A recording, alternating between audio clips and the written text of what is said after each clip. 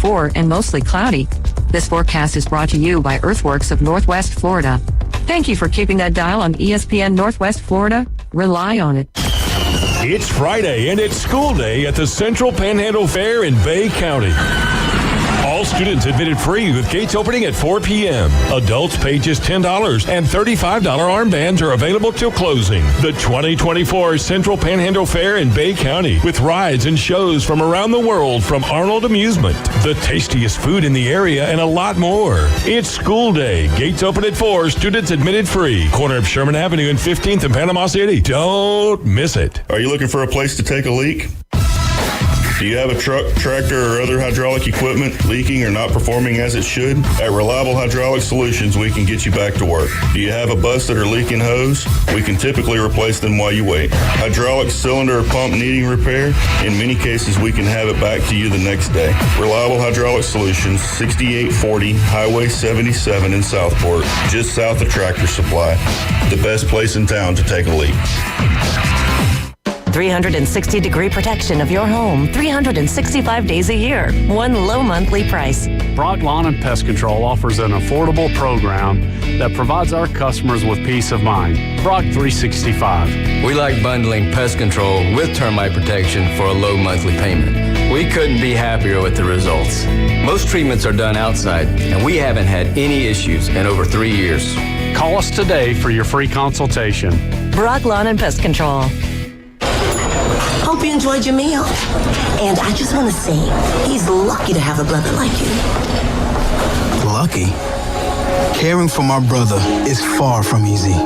Waking up every day, lifting him from the bed to the wheelchair to the car to get him to therapy on time.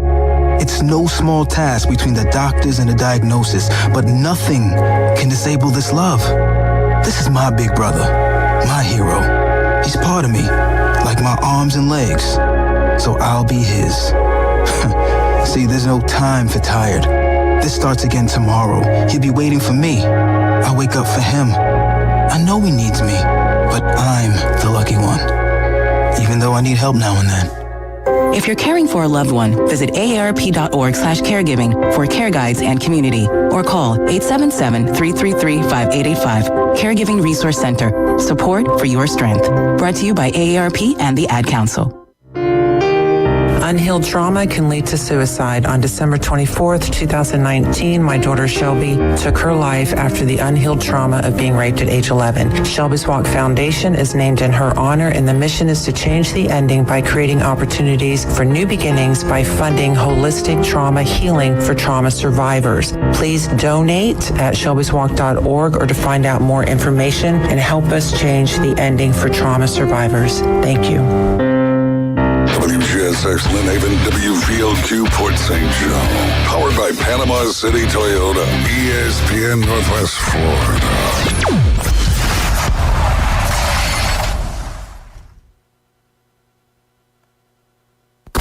Welcome to the house. It's time for the Afternoon Underdogs. It's happening. Wow. It's on right now. Opinionated and unfiltered. The hot takes, the rants, and the sports talk you crave. Give it to me. ESPN Northwest Florida. What is going on this a little dreary looking but nonetheless beautiful afternoon here in Panama City, Florida? 104.3 ESPN Northwest Florida, and over there in Port St. Joe 101.9. We are your home for the Auburn Tigers, and Coach Hugh Freeze and the Auburn Tigers are heading to Athens, Georgia, between the hedges this Saturday. Coverage is going to be right here on ESPN Northwest Florida starting at 1:30, and we'll get you to the kick at 2:30 p.m. on your number one destination for college football and the Auburn Tigers, ESPN Northwest Florida.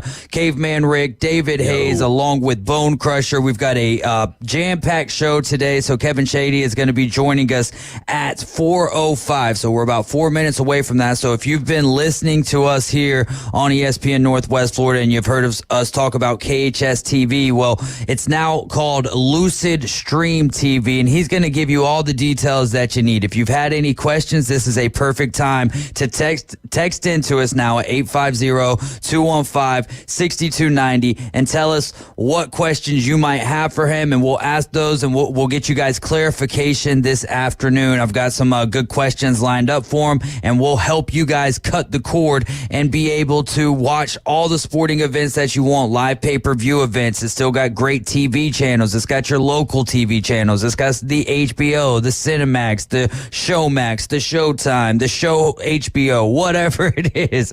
Caveman Rick, you 24/7 channels for movies and TV shows. If you're into stuff, they just Animal play Planet, like over and over again. You can click on your favorite show if it's on there and just watch it till like your eyes bleed. Or absolutely. Right now we have ESPN. We're watching a little. Well, now we're watching Around the Horn. It just switched over from NFL Live. How about that live performance last night from Kirk Cousins with 509 yards? Are we getting to the point now where Kirk Cousins, we can't really give him that knock on Kirk Cousins in primetime? He does have a better record now. I think his last like 7 or 8 times he's played on primetime, he's had a pretty good showing. So I don't know. Yeah, maybe that stigma's kind of changed. Jay Henley had brought up something today on the Inside Drive that, the Falcons are also notorious for playing under the bar, if you will, subpar in primetime games. And we brought up the mathematical cliche, if you will, that well, not even cliche. It's an is what it is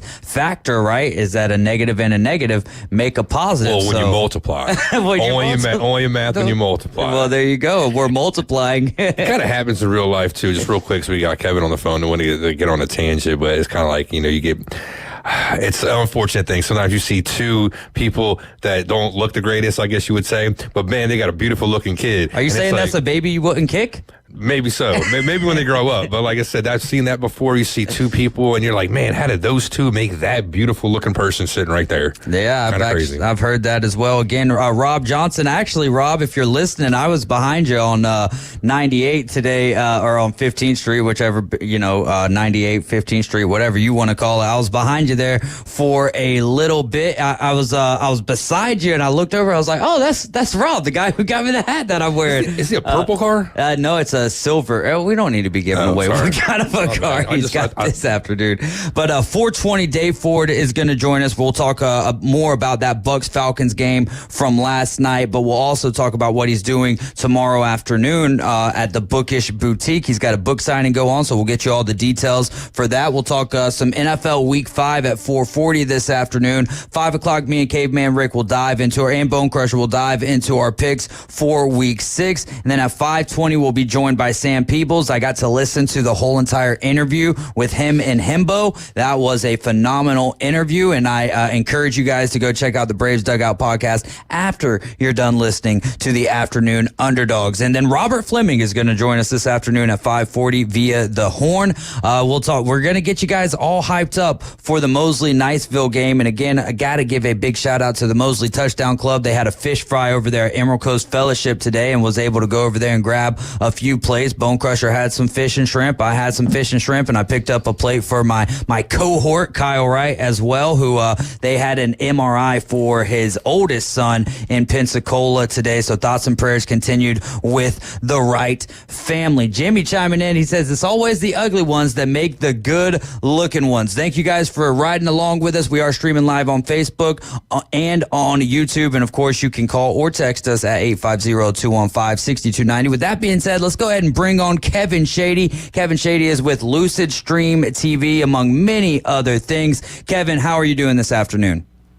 I'm doing great. How are you guys today? Oh, we are wonderful. Awesome, we've got Lucid Stream TV pulled up on the TV right now, and because of you, we're able to watch ESPN in here, and among many other things, we've been able to keep our eyes on all of the playoff games, and it's nice. It's been a while since we've had a TV in the studio. At the old place, we always had something going, and since we've been here, it's only been the last couple of months, and then Randy even upped the ante, if you will, by putting a TV in basically every room where people might be, and that's a big shout out to you, Kevin, for helping us make that happen.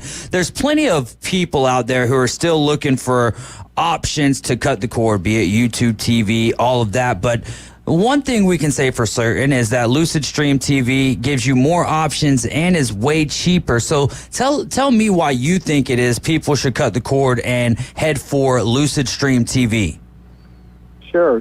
I mean, you kind of touched on it. At the end of the day, we're not talking about a host of, maybe 40 channels or 60 channels or even 80 or 90 channels. We're talking 2,000 channels, guys.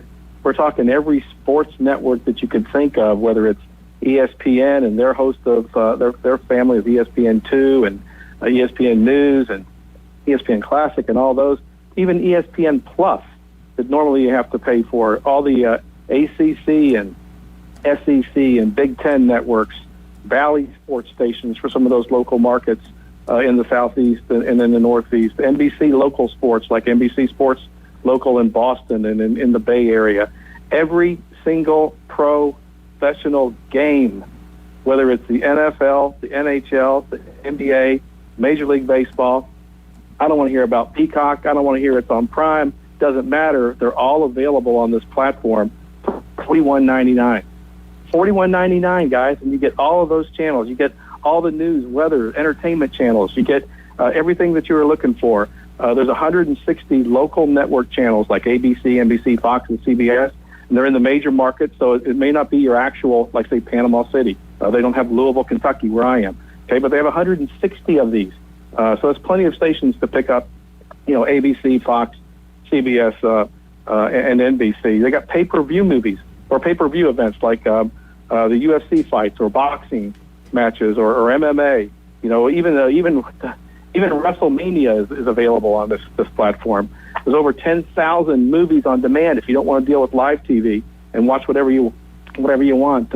With even recent releases on there as well. So it's just an incredible platform, and you, at a price of $41.99 after you apply the ESPN NW promo code at the checkout time, it's just a no-brainer. It absolutely is a no-brainer, and we carry it with us wherever we go. Now, with that $41.99 price point, how many devices do you get to go along with that? Is that per device, or is there a certain number of devices that you can utilize? Yeah, it's a great question. You can have as many devices as you want, but you can only have 5 people logged in at the same time. Okay, so you could have it on your phone, and you could watch a game on TV. You could share it with a friend, or 2 friends, or 3 friends, as long as you can go over 5 using the service at the same time. But you could have it on 10 different Fire Sticks as long as you don't have all of them turned on at the same time. If you're just scampering into the doghouse with us, this is ESPN Northwest Florida. David Hayes, Caveman Rick, along with Bone Crusher, and we also have Kevin Shady, who's coming through your speakers right now. We're talking about Lucid Stream TV. You guys have been hearing us talk for a while now about go to ESPNPC.com and click on the TV channel. Well, this is the man behind all of this, and bringing this wonderful program, this wonderful service to be able to watch all of the programs that we love. What kind of devices? We talked about how many devices. Well, what kind of devices are we able to use to get Lucid Stream TV? Typically, any TV can do it, guys, but I recommend usually an Amazon Fire Stick like the 4.0. But, you can use it on even a Samsung TV these days. At the end of the day, it's got to be able, your TV has to be able to reach out to the internet and allow apps to be downloaded. Now, there is one type, I can't think of the name of it, that can't be used with it, but you can ask me about that later. But it's pretty much any TV, as long as you can get to the internet with that TV. I do recommend the Fire Sticks. Is it it's just simpler and easier? Can you use it on the Roku? Was that the one that maybe you were looking for? That's it. The Roku, you can't use it on a Roku through the Roku service, okay? But Rokus do have HDMI ports on the back, and you just plug in your Amazon Fire Stick and use the Fire Stick as opposed to the Roku service part of the TV. That's how you can use it on a Roku TV. Right on, Kevin. This is a Caveman Rick. I have the Lucid Stream at the house, too. It's great service. Been using it for quite a while. Great deal. Oh, no problem, man. Thank you, man. It's a great service, man. Been taking care of me so I can get all of my sports and content that I want to check out. But back to the sports, we do mention a bunch of the stuff that, you do have to offer, all the channels and programming and whatnot. But why would you say it's the best buy for somebody who's into sports like us, people that are following ESPN Northwest Florida and people that want to watch sports all the time? Well, because you have access to all of the channels and all of the sports live, right? There's not one service out there that provides all of these different opportunities that we're providing for you here. I mean, you could get ESPN separately, right, and spend $10 a month on it. You could get Hulu, but you're still only going to get so many channels with it. You can get YouTube TV, but you're only going to get so many channels with that. You're not going to get every single NFL game, every single one, regardless of what market you want to go watch. You want to go watch the Chargers? Go ahead. You want to watch the Seahawks? Go ahead. You want to watch the Dolphins, or the Bills? Go ahead. It doesn't matter. You can watch every Major League Baseball game, every single one of them. You can't get that on Hulu or ESPN or any of those others. You got 150, I just saw this the other day, 150 soccer channels. So if you're into soccer, that's great. There's over 100 or 200 Spanish channels. So, if you're Hispanic and you want to watch it in Spanish, we've got all of those as well. There's channels from Canada and the United Kingdom. It's just a tremendous platform, and it works. Right. And that's been some of the problems before is sometimes the channels weren't operating. Now, I'm not going to say every single channel out of 2,000 is operating 24/7, 365, because sometimes the streaming source just doesn't provide the signal, and it's got to reset itself.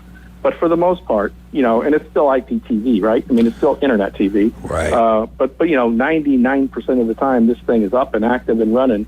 And that was the biggest concerns that we had with the previous platform, guys, was, we had channels that just didn't work, started spinning too much, right? You get the circles, and it just gets a little irritating, especially right in the middle of a play. Right. And then for the sports, you guys make it really easy. You can go right to your team. You can click on it. You're not scrolling through trying to find a channel, trying to read stuff. You go right to the logo. You can find that. And not to mention how you mentioned sometimes a particular channel's not working. And one of the things I love about the service is if you're watching a game, for instance, like a football game, there's many different options. You can't only watch it just like on the NFL package, but say if it's a Houston Texan game, right, and you're a Texan fan living here, you can actually, like you said, you can log on to the Fox affiliate in Houston, and then you can get that feed. So if one network's down and one feed's not working so great and buffering, you have a couple other feeds to get the same programming, a few different options if something's down, and I think that makes it great. Yeah, you're right, and it's the same with on the NCAA football games. You get all these games across the country.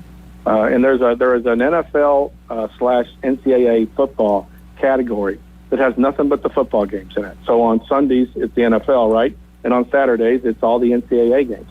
And now you got to find the game that you're looking for, but sometimes those games are on Valley, some other, ACC extra network, right? That, you got to, not only do you have to have the ACC plus, but then you have to have the ACC extra. The Big Ten does that as well, and the SEC does that as well, where they put some games on, I'll call it their second or third option, so they don't really make it to live TV, at least the live TV networks.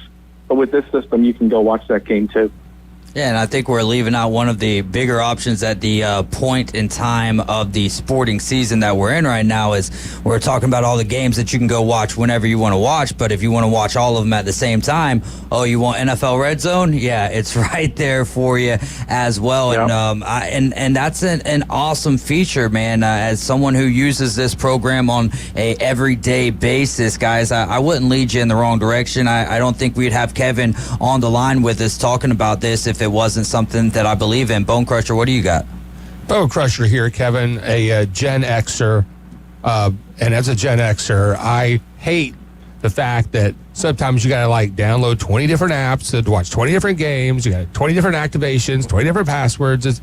I don't know. It's maybe the millennials and the Gen Zers are okay with that. But what I love about Lucid Stream TV is that it's all in one place. I don't have to jump through a bunch of hoops. So thank you. You're welcome. Another thing too, guys, is when you're searching through all those channels and you find the ones, like say you're trying to find a bunch of games on, tomorrow afternoon or something, you can save them to your favorites, and then you don't have to go searching throughout the rest of the categories anymore. You just go to your favorites, and they're right there, and it'll play. There's also a category for your last 10 channels that you watched called recent channels. So you can just kind of flip back and forth between those very quickly and very, very easily between the last 10 channels that you watched whether they're in your favorites or not, too. Well, let's talk about let's say someone heads over to ESPNPC.com right now and they click on what logo right now says TV channel, but it will take you to Lucid Stream TV. With that being said, what is the next step in the process? Let's say that someone isn't very affluent in technology and setting stuff up like that. What does a person like that do? What's the next steps for them? Get a teenager, quick. Yeah. Find your kids or your grandkids, and they'll get it done in about 10 seconds. But it's real simple. You just go. You go there. You'll see the website for Lucid Stream TV. You go to checkout and select your package, which we only have just one per month, which is the normal Lucid rate is $49.99. But with ESPN there in Panama City, we're offering an $8 promo code. By putting in ESPN NW at the checkout time, that'll automatically reduce your monthly rate from $49.99 down to $41.99, which is a special offer for you folks. And then once you do that, and you put in your credit card information and all that kind of stuff, like this, it'll automatically be billed to your credit card. And then you will immediately receive an email with a welcome email, as well as an email with your login instructions for your username and your password for the service. It'll give you instructions on how to download the single app that you will need. And if you don't have an Amazon Fire Stick, I would recommend having that before you do it. Yeah, and you can get those Fire Sticks pretty cheap these days. I've put it, $20. Yeah, $20. I've put it on all of the TVs here in the office, and whenever we do have issues, which is very, very rarely, if we can't get it figured out on our own, which normally if we're getting it figured out on our own, it takes about 2 seconds. But most of the times, if it doesn't work, just restart your Fire Stick, and then boom, all of a sudden you're in good hands. What do you got, Kate? Yeah, quick question, Kevin. I don't know if the only other thing I would add. One other thing, though, guys, you do have to have internet, of course. Yeah, no doubt. There is the Fire Sticks out there too, but there is other things like Fire Boxes that are a little bit bigger and stronger. Is there a difference? Would you recommend, if you upgrade, is it going to make a difference, or to do something different like that? It really won't make a difference with this service. It might with other services that are out there, but this service, it really doesn't make a difference at all. Right on. All right, thanks for that. But you can use it with it. You can do it with any. Oh, I kind of figured too. Androids. You can do it on an Android phone or an iPhone. I mean, you can do it on your laptop or a Mac or PC, or a tablet. You can do it on any. You can use the service on any device and any application that's out there. Kevin, we appreciate you so much for giving us some of your time, and also, more importantly, your time is very important to us, but for hooking us up here. Hey, how about my Hoosiers out there, guys? Hey, he's an Indiana guy, huh? Yeah, right on. What do you think? 5-0 for the first time since the Rose Bowl year of 1967. And they're ranked. One of the guys that we have coming on. One of the guys that comes on with us on Tuesday is Max Delight, and he's a big-time Hoosier, and he's been for the last 3 weeks, he's like, man, they got to be ranked. They got to be ranked, and now they finally creep into the top 25. We'll see how that goes moving forward. Any shot for them to get into the college football playoff? I tell you what, I would have never thought this, because, it's Indiana football, right? Right. But I don't see them. They could actually be, and I hate to say this because I'm going to jinx it, but they could be 9-0 before they play Ohio State. Oh, that would be a good. Are you an alum, Kevin? I am. I got my undergrad and my master's from there. But right on. And I was there with Lee Corso, and called games with him, and had the pregame show with him back in 1980 and 81.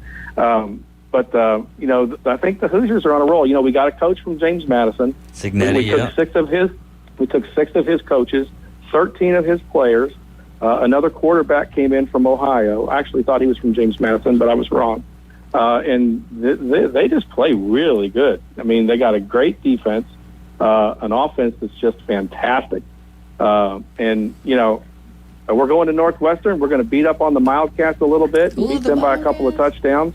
If you like that 13.5 spread right there, it's a no-brainer. Lay it down. Hoosiers by 21. Let's go, Kevin. We're going to have to get you back on, and maybe we'll talk a little bit about Lucid Stream TV next time, but maybe we'll just wrap our minds around what your outlook, what your perspective is when it comes to what's going on in the world of sports. Kevin, thank you so much for your time, my friend. All right, man. Take care, guys. Hey, y'all go to ESPNPC.com right now. Click on that TV channel logo. It's going to take you to Lucid Stream TV, and make sure that you use the promo code ESPNNW. That's going to take the price from going to $49.99 a month to $41.99 a month, which is going to save you $96 a year. You're riding with the Afternoon Underdogs. Coming up next, we're going to get a little bookish, talking about the book signing happening at the Bookish Boutique with Coach Dave Ford.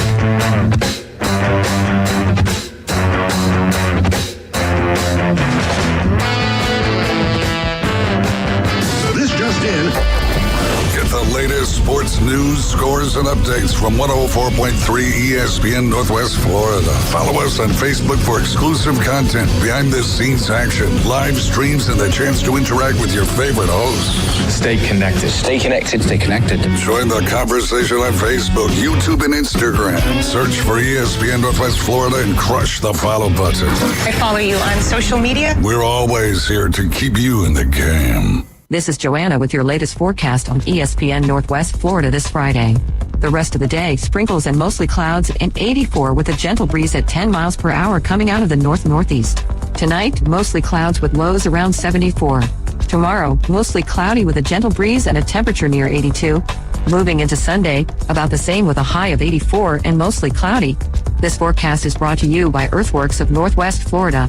Thank you for keeping that dial on ESPN Northwest Florida. Rely on it.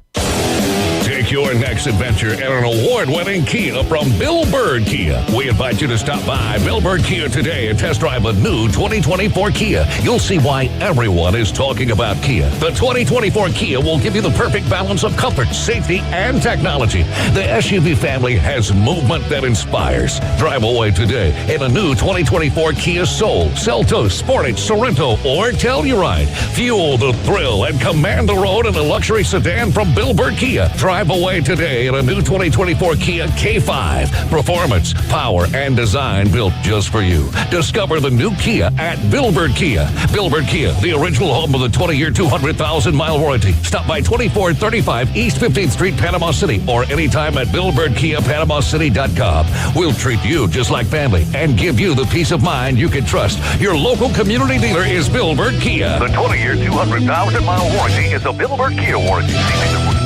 It's not the size of the dog in the fight. It's the size of the fight in the dog. Now, the Afternoon Underdogs on ESPN Northwest Florida.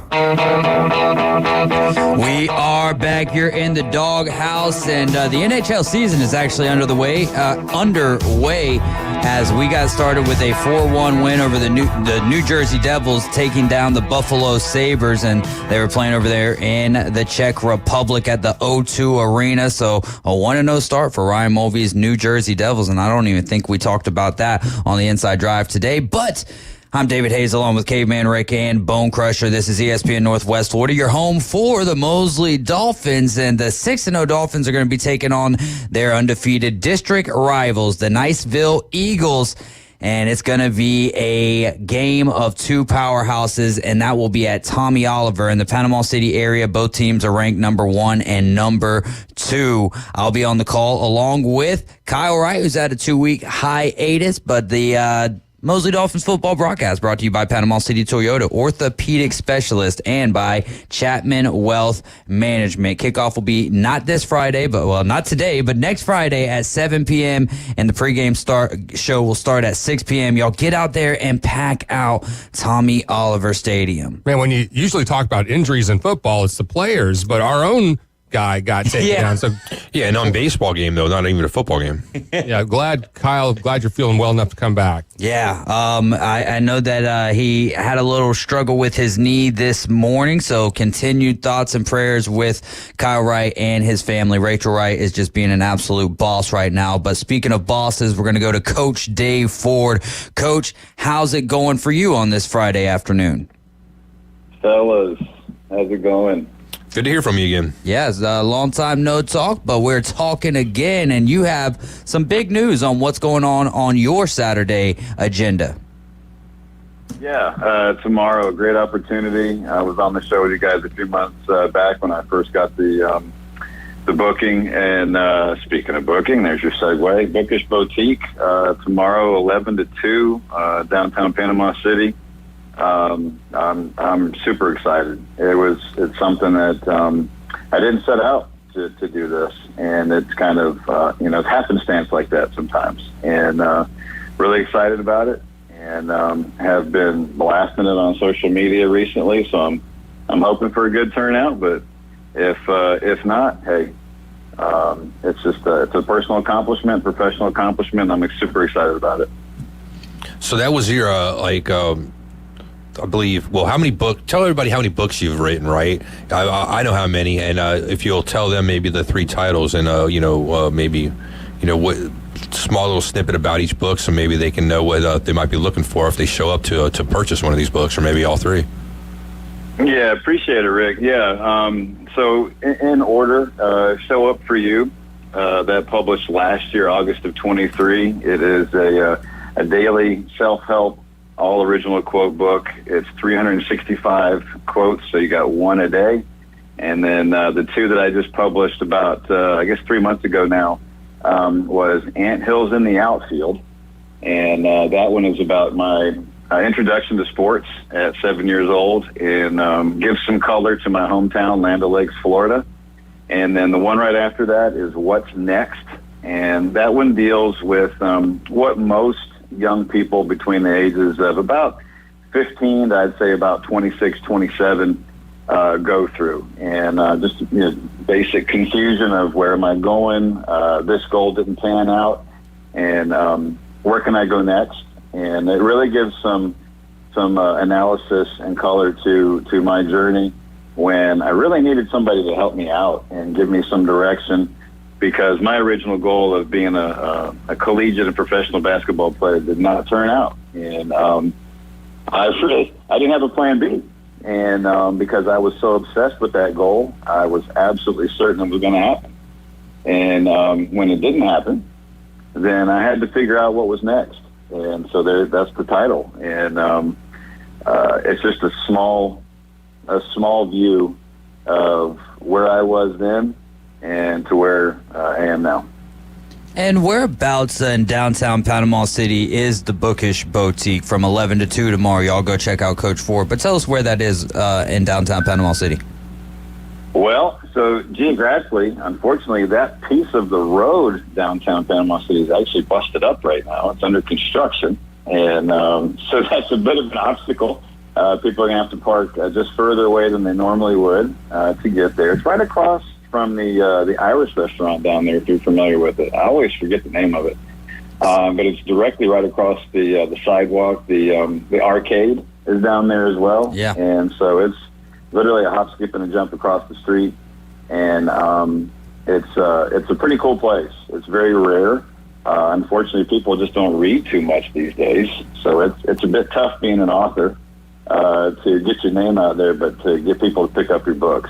But it's on Harrison, and it's really easy to find. You just got to scale that fence. Well, and they've also been doing so much. Right on. They've also been doing a lot of great work, kind of revamping, refurbishing, if you will, downtown Panama City. So the fact that people have to walk a little bit more, maybe give people an opportunity to see what's all been going down in downtown Panama City if they haven't been there in a while. So y'all make sure to go check out Coach Dave Ford tomorrow from 11 to 2 at the Bookish Boutique, and he will definitely sign your book for you, and you can get 3 great books, especially if you've got youngins. You should go get this final book there, What's Next. That's a great book, but I've really enjoyed reading Anthills in the Outfield to this point. I hate to say that I haven't finished it because I keep on leaving it here on the desk, and then I'll read a couple pages and then it's like, oh, I got to go do this. So my ADD kicks in. But it's the way that you paint the pictures in your book, especially when you're opening up and just talking about Land O'Lakes, Florida. It's and just kind of taking your friends along the ride with you. I think that was pretty cool. Also, you are a rep for the Tampa Bay Buccaneers when it comes to game day relations, right? Yeah, public relations, and been doing that this is my 4th season. And it's you learn a little bit more every year about the new crop of young people that come in. So I kind of serve as a mentor, so to speak. I'm not afraid to say I'm the oldest one, and I don't have an ego about it. I just take all of them under my wing, and we have a good crew. I mean, the Bucs are an award-winning, Pete Rozelle award-winning PR staff, 2-time running, 2 out of the last 4 years. So they do a great job on a full-time basis, and being a lifelong fan, I would say that it's a dream job. Obviously one I'd like to do full-time, but it's super competitive to get in the NFL, and it's one of those that really works on your networking technique. But tough game last night. And I messaged you earlier today that when you watch football as long as I have, I've been watching since I was 4 years old. So 44 years now I've been watching football. And I've watched the game evolve in so many ways.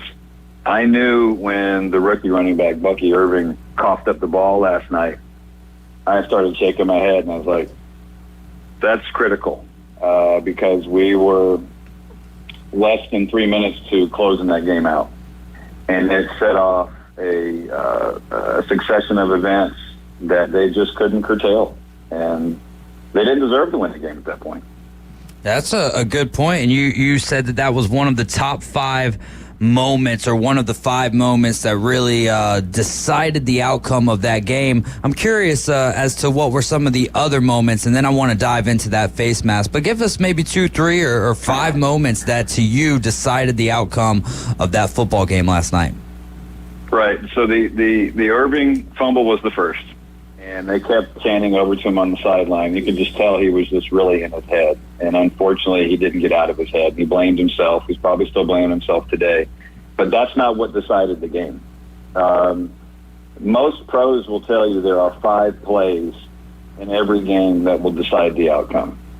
And that was just one of them. So they get the ball back, right? Because Levante David, the veteran linebacker, who's really, really underrated, he gets the pick with 1:52 left. And I'm thinking, okay, that's going to shut it down. Because at that point in the NFL, so many things have to go wrong for you to lose the game at that point. And for the Falcons, so many things had to go right. And it turned out that they did. So you have that. 3 plays later, they don't convert on the first down. The play calling went super, super conservative, which was really disappointing because up to this point, the new offensive coordinator for the Bucs, he's been doing a great job this year. Very imaginative offense that he brought from Kentucky. And I really don't know what happened. I don't know if it came down from up top that he needed to kind of tighten the reins a little bit, but 3 and out. And you talk about the face mask, which wasn't called. I mean, one of those, was it super critical? Maybe. It would have been offsetting penalties. Right. It would have put them in field goal range. Maybe it's a different outcome. But again, what I just said leading up to that should not have happened already. The game, even with a field goal on the Bucky Irving fumble, puts the game further out of reach. But they were actually driving for a touchdown. They were 1-2 plays away from getting in the end zone. Atlanta was all but giving up at that point. So those were the top 3. Defensively, the Bucs were really depleted in the middle of the field. They were getting just destroyed right down the field. It was basically like Madden. It was the same play over and over and over again. Defense wasn't adjusting. Obviously, there's some key injuries out there last night. Not an excuse. Next man up. And those are the big ones. And then Atlanta said, okay, well, and why the Bucs chose to pick tails to start the overtime. You got to go heads, right, guys? Like I don't know. Tails never fails. You go heads or tails? Tails never fails. I just ride with that. Okay. Every time I go heads on that one. So, I mean, us sports nuts, we always get a little bit superstitious. And as soon as we picked tails, I went, oh, yeah, I think we're going to lose. It was, and I was really thinking that, getting it to overtime, obviously the Falcons had the momentum, but I didn't know if they would go down there. I don't know if it was my wanting them to stay under 64.5, that wanted to see the Falcons get a field goal and then stop the Buccaneers there. But they went right down the field. I mean, Kirk Cousins had a heck of a game at 509 yards. Obviously, when you're down the way that the Falcons were down, and maybe an improbable win for them, improbable comeback nonetheless, they had to air the ball out a lot. But what have, speaking of quarterbacks, what have your thoughts been on Baker Mayfield this year? You had the ugly loss to the Denver Broncos, and then this is just the second loss of the season. But outside of that, I mean, you go back to that game against the Philadelphia Eagles and the sweltering heat, he was spot on. Yeah, I'll be the first to say when Baker came to Tampa, it was a tough sell for me. And mainly because he's the first guy trying to fill the shoes that cannot be filled after the GOAT Tom Brady, right? And that's unfair for me or anybody to say, okay, well, you got to try to back him up. That was ridiculous. But right now, I think we're seeing the best of Baker Mayfield's career in real time. I really do. He did not have a good outing against the Broncos. It seemed like it was a bad game plan. Seeing that one up close, it was super ugly and made a bad Broncos team look really good, especially Bo Nix that day as a rookie. Against the Eagles, though, a different team came out. And, again, the offense really looks good overall, with the exception of the last 3 minutes of the game last night. Stellar play by Baker. He's very consistent. He seems like he's matured a lot, and he seems like he's very focused. I mean, the guy is watching YouTube videos of Mike Tyson before he goes out on the field. And so he's got a warrior mentality, which is impressive. I'll ride with that all day long. And I think the best is yet to come for this season, and I think Baker's going to keep getting better. Yeah, and so now essentially atop the NFC South with the Falcons, but the Falcons by way of the tiebreaker in game one of their two divisional games that they'll play against each other, have the lead in the NFC South. But do you think that the Buccaneers still end up on top in the NFC South, or is it just too close to call with the way that New Orleans offense was clicking for the first two games, has sputtered in the last two games? Atlanta and New Orleans played in a crazy game last week in which Younghoe Koo was able to kick them into the win column there. Do you think that the Bucs end up winning the NFC South, or too early to call? I would definitely say it's too early to call, and I don't want to be a homer either. It's a much more competitive division than any of us anticipated. I'll also be the first one to say that the Bucs were undersold all summer long. Yeah. All the talking heads were picking the Falcons to run away with it, which I thought was really it was a bad take. It was a lazy take to say that. I'm like, on what basis, when you have a 35-year-old quarterback coming off an Achilles tear? What are you basing that on? And but I'll give credit to Kirk Cousins. I mean, the guy really showed out last night. And he's a super boring dude, but when he wins like that and he comes into the locker room and says, how about that? I mean, even though it was against my team, that's pretty cool stuff. And why would you not want to play for a guy like that? Atlanta's in great hands. But as far as the Saints go, hated rival, can't stand the Saints. It's one of the last few good rivals left in the NFL these days. And that's going to be tough, especially coming off that loss last night. Bucs got to heal up, and then they go to New Orleans next week. So back-to-back big-time division games that are really going to have implications in the postseason. So way too early to call right now. I got two more questions for you, and then we'll roll out of here. Again, just want to remind everybody that you're listening to Coach Dave Ford right here on ESPN Northwest Florida. And tomorrow from 11 to 2, he has a book signing at Bookish Boutique, downtown Panama City. He's got 3 great books. Y'all go down there and support Coach Dave Ford as he continues on this journey of being an author, which is a lot different in today's age than what it was maybe 25, 30 years ago. So he could use all the support that he could get. So I've got 2 questions for you, Coach Ford. Guardian caps. Do you think that we start seeing an increasing number of Guardian caps in the NFL? Do you like that? How do you feel about it? Give us your thoughts. Wow, we could do a whole show on this, brother. I know. I've been researching the CTE issues since I was still the sports editor in Knoxville, Tennessee. I'm really fascinated with it. Do I like it? Being an old school football head, no, I don't. Do I think it's going to make a difference? No, I do not. These guys continue to get bigger, stronger, faster, and more athletic. So unless you're going to take all of those components out of the game, things are not going to get better. Look at Tua. He is struggling to try and maintain what is left of a very young football career, but we're all watching what is happening to him in real time. It's very sad, and I would never tell anyone that they need to retire from the thing they love to do most, and that is not our right to say. Obviously, it is disturbing to watch. I hope the best for him, but he's just one in a long line of gentlemen who have played the game, which is a game that, America loves watching it. We do love the violence. We love the speed. We love the collisions.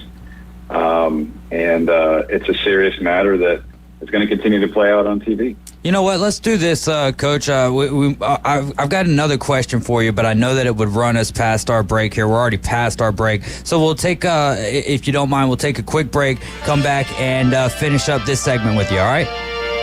Sounds great, my man. Coach Dave Ford on the line with the Afternoon Underdogs. This is ESPN Northwest Florida, your home for the Auburn Tigers. We'll be right back. ESPN Northwest Florida presents the Race to Talladega. Paul Ritchie, are you ready? I am ready. You're ready for some racing, some paint swapping. Oh, yes. You're not revving, you're not racing. You got that right, son. Congratulations. You won the Race to Talladega, bro. Oh, hell yeah. I can mark that off my bucket list now. Mission accomplished. 8 seconds on your qualifying time. That is sending you to Talladega. ESPN Northwest Florida. This is Joanna with your latest forecast on ESPN Northwest Florida this Friday. The rest of the day, sprinkles and mostly clouds and 84 with a gentle breeze at 10 miles per hour coming out of the north-northeast. Tonight, mostly clouds with lows around 74. Tomorrow, mostly cloudy with a gentle breeze and a temperature near 82. Moving into Sunday, about the same with a high of 84 and mostly cloudy. This forecast is brought to you by Earthworks of Northwest Florida. Thank you for keeping that dial on ESPN Northwest Florida. Rely on it. Visit the newly remodeled Mid-South Lumber Hardware and Feed Store in Youngstown. They have a full line of plumbing, electrical, hardware, and tools for your DIY home projects, as well as lumber and animal feed. Now offering not only baby chicks and a full line of poultry supplies, but also bunnies and parakeets. They also carry a wide selection of Duplin wines and gourmet products so you don't have to drive to the beach. Come see us at Mid-South Lumber on Highway 231 in Youngstown. Hello, this is Rick Vossen with RV of Panama City, your local Stormore portable building dealer, located at 2241 East Baldwin Road. Shopping for a garage, portable building, cabin? We build them anywhere from 8 to 16 foot wide, 10 feet to 60 feet long. We can do insulation, electricity, transom dormers, thermal windows. Come, let's customize a building together. Rick Vossen, Stormore portable building dealer, Panama City. Hot takes, the latest trades, in-depth interviews. That is my reaction. We break it down for you right here. Very big springboard for the rest of my career. The Afternoon Underdogs. That's the problem right there. 104.3 ESPN Northwest Florida. You're back, and we're still your official station for the Atlanta Braves on the Gulf Coast. This is 104.3 ESPN Northwest Florida, but the Brave season is over, so we'll get back to that next April. In the meantime, we've got your Auburn Tigers right here tomorrow afternoon. Coverage starts at 1:30, kickoff at 2:30 as they take on the Georgia Bulldogs for the Deep South's oldest rivalry. That should be a great game. And then again, I've got to keep telling you guys, pack Tommy Oliver for not this Friday, but next Friday, as the Mosley Dolphins are going to be hosting the Niceville Eagles. That's going to be a huge game, and you can listen to that right here on 104.3 ESPN Northwest Florida, but I'd honestly rather you just show up and cheer on the Dolphins. We left off talking with Coach Ford. Coach Ford, what do you have going on tomorrow afternoon? Oh yeah, 11 to 2, Booker's Boutique. I'll be there and signing if you'd like me to sign. And I mean, nobody has to buy anything. Obviously, just come and give me a dap up, give me a hug, and just show out. That'd be really cool. After that, I'm going to try to come back and catch up on some football. And I know you asked me who my college team is the other day. Obviously, I'm loyal to the University of South Florida. That's where I graduated from. That's where I got my BA from. But as we know, they are not competitive anymore this season. Gave Alabama all they could handle for 3 quarters. They did. And gave Miami all they could handle for 2. But it seems like we've kind of thrown the white flag. Yeah, and it's still a fun team to watch and keep track of, and we don't know what in the world is going to happen in college football, but you can't take anything away from playing with Alabama for 3 quarters, and that score was not indicative of how the game went. And then with Miami, they were just able, when you've got explosive players, when you've got a deeper depth, and when you have more talent just off the basis of the brand of the school, those things are going to happen, but you have to give credit where credit is due, and I think there's a lot of credit due to the South Florida Bulls. Coach, the reason I wanted to hold you back over here, or hold you over for this segment, is a couple weeks ago you had the Cincinnati Bengals center. He's also the player representative, Ted Karras. He was denouncing the allowance of cameras in the locker rooms to protect the sanctity of the locker room, right? And so with that being said, the NFLPA has came out today and said that they want to move media interviews out of locker rooms. They want players to start asking to have the interview done outside of the locker room to protect the privacy and the dignity. It's not to try to keep the media out of things, but just to keep the locker room, a special place for the players, like one of the only places where they can actually be a team. What's your thoughts on that, as being a part of the media, but also being a part of the team and knowing what it's like to be a part of a team? What is your thoughts on the NFLPA's call here? That's a very good question, David, and it's tough for me to answer because I know all sides. The athlete side, the coach side, the PR side, and obviously the journalist. I've been at all of it. And so this is difficult for me to answer. It's kind of like, what hat do you want me to put on? And I'll answer with that personality. Overall, I'll say this. I'm in locker rooms every time I go to a Bucs game, whether it's our team or the opposing team. There is a certain vibe to that as a PR representative, that you actually do put your journalism hat on, and you got to get your tape, and then you go upstairs and you transcribe it and you get that out to the media. There's a different reaction that you're going to get in the locker room. It is more visceral. It is more emotional. We'll follow that by saying, I support that, what the players want. If I were them, it would be very awkward knowing that you have a group anywhere between 10 to 25 people that are literally watching you undress, go to the shower, come back out, and then you're expected to have some good interview material, given the fact that everybody is just watched you in a very personal space. And it's one of the few areas in life where you don't think anything of that if you're in the sports industry.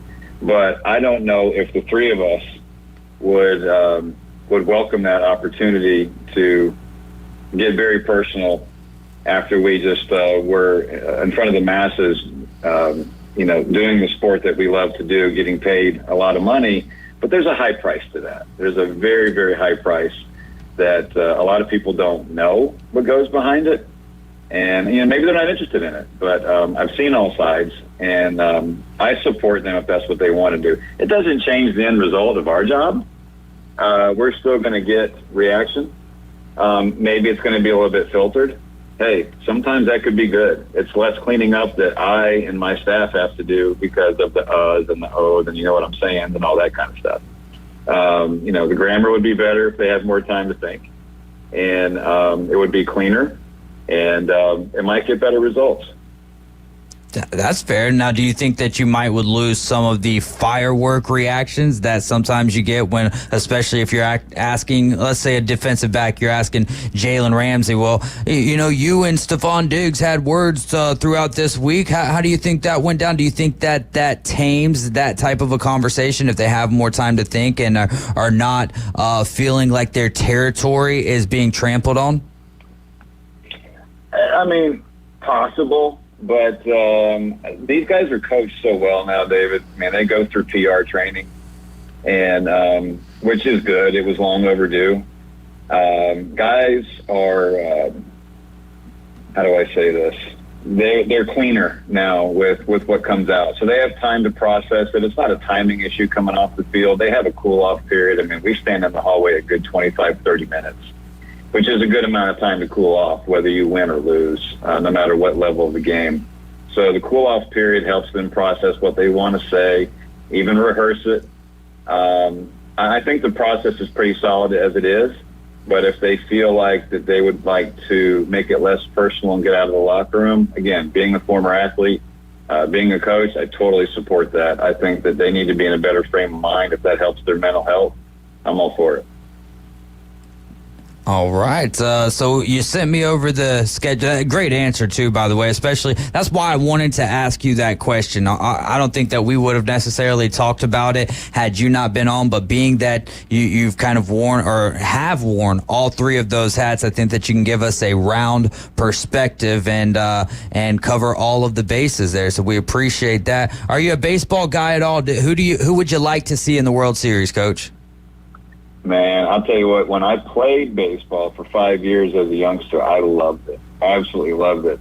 But I am not a baseball guy. I don't keep up with it. Obviously, being from Tampa, the Rays have overall, in their history, not been a good team. And when they were a World Series team, they couldn't close out. I have all my opinions on where they play. They should not be in St. Pete. Nobody goes to the games. Terrible place to watch a baseball game. No, I'm not a baseball guy, but I do love the game, and I think that this year has been great for Major League Baseball. I think that it's made a comeback in some ways. I think a lot of good things have happened with the present commissioner, a lot of good rule changes.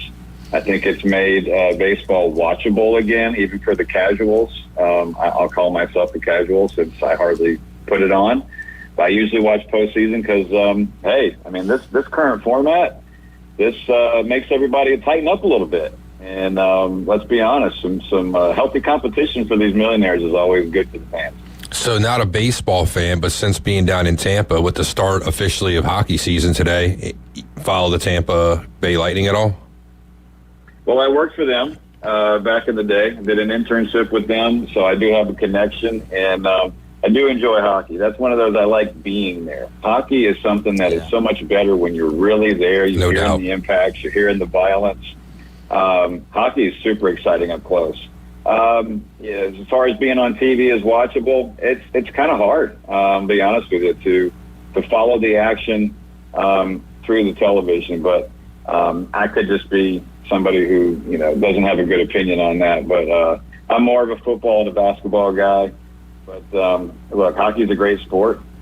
But again, being a native Floridian, we didn't grow up with hockey, and you got to remember the Lightning didn't come in vogue until the early, I think it was the early 90s. Yeah, it was like about 93, I think, when they became a team, 92, 93. Yeah, so you figure I'm a junior in high school by the time they come on the scene, and I'm already well entrenched in what I like, but the kids that have grown up after that, big time hockey fans, and most of my family actually still lives in Tampa. They love the Lightning, and they do go to a lot of games. Bunch of the Stanley Cups lately have been residing here in Florida. Oh yeah, without a doubt. I mean, the Lightning are a premier franchise. They're well run and well coached.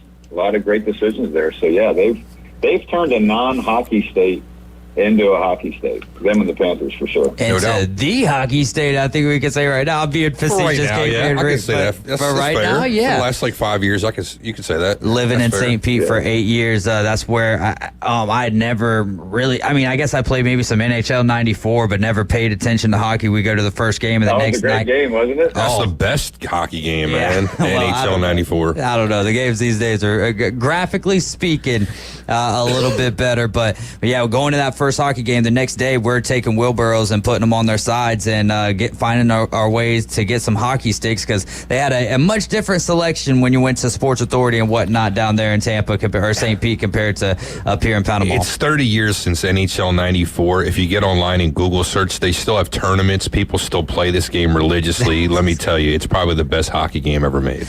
Well, with that, it's pretty awesome. With that being said, Coach, Buccaneers got a tough 5-game stretch coming up. Saints, Ravens, Falcons, Chiefs, 49ers. How many of those 5 do you think are going to have a W beside them? Bit of a murderer's row, isn't it? Yeah. Especially inside the division, and you got the 49ers coming off Super Bowl appearances, and you have the Ravens who are super strong. I'll tell you what, if we can get 2 wins, maybe 3 out of that, I think that's fair. That is a really tough 5-game stretch. But, hey, you got to earn it in that league. And if they can get through that unscathed or with very little injury, I think things will be looking up in Tampa. Absolutely. Coach, thank you so much for your time tomorrow, and hopefully I can find some time to get over there to see you tomorrow from 11 to 2. I really appreciate you guys for being supportive with the books. Caveman, Rick, Dave, really appreciate everything you guys do, and looking forward to being on again. No, I appreciate you, man. You're a good inspiration for a lot of people out there. Thanks for sharing your time. Appreciate that. I love doing it. All right, Coach Dave Ford, we'll chat with you soon, my man.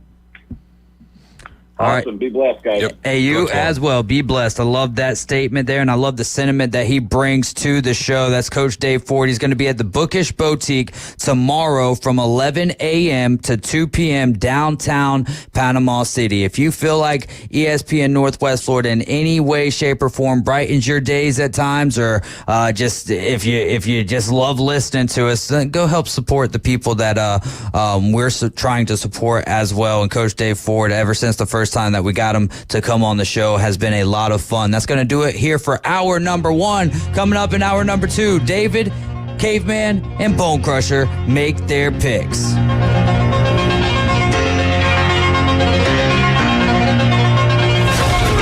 ESPN Northwest Florida is your touchdown headquarters for the Mosley Dolphins and the Auburn Tigers. Plus, premier college and NFL games. Your source for the most live football on the Gulf Coast and a rich audio experience. ESPN Northwest Florida. This is Joanna with your latest forecast on ESPN Northwest Florida this Friday. The rest of the day, sprinkles and mostly clouds and 84 with a gentle breeze at 10 miles per hour coming out of the north-northeast. Tonight, mostly clouds with lows around 74. Tomorrow, mostly cloudy with a gentle breeze and a temperature near 82. Moving into Sunday, about the same with a high of 84 and mostly cloudy. This forecast is brought to you by Earthworks of Northwest Florida. Thank you for keeping that dial on ESPN Northwest Florida. Rely on it. 1, 2. I'm in love with a man named Rudy. I'm okay with that. He knows exactly what I want. Keeps me coming back. Cooks breakfast, lunch, and dinner for me. Does the dishes too. I'm in love with a man named Rudy. Last name Barbecue. It sure is easy to fall in love with Rudy's tasty oak smoked barbecue. Next in line. It's time to pick your path and go big, go bold. You can drive away in a new 2024 Telluride from Bill Bird Kia. The 2024 Telluride protects what matters, and it's built for the long haul. Its technology will connect with confidence, and upscale all-around rugged look will take you onto your next adventure. The road is yours. Bill Bird Kia, the home of that 20-year, 200,000-mile warranty. Stop by and see us at 2435 East 15th Street or anytime at BillBirdKiaPanamaCity.com. 20-year, 200,000-mile warranties and Bill Bird Kia warranty. WVLQ Port St. Joe, WGSX, powered by Panama City Toyota. ESPN Northwest Florida. And we are live. You are riding with the Afternoon Underdogs here on ESPN Northwest Florida. Caveman Rick, how do you feel about the Phillies and the Mets? How many games does it take for the Phillies to win? Oh, man, this is tough. I haven't really given that a whole lot of thought. So right off the rip, I'll say we get it in 5. All right, we'll talk more baseball. Why? Because coming up next, it's Sam Peebles. He'll be on the line with us at 5:20, and we're going to dive into, at least promote his podcast that he did with Himbo from The Greenie Show, promoting his new book, We Got the Answers. And, man, that was just a fun interview to listen to between two analytical minds. So great job there by Sam Peebles. He's coming up in 20 minutes, and we'll talk the MLB playoffs. Sounds great, man. I can't wait to hear about that because Hembo, pretty interesting guy, I guess. You hear him in the Greenie Show. He's on there quite a bit, and kind of person he's on there more than Greenie is. Well, a lot of people are all on there more than Greenie is, even though it's named after him, which I think is kind of ridiculous. Well, that's another story. But a kind of guy like, fall kind of backwards into like his fame, if you will.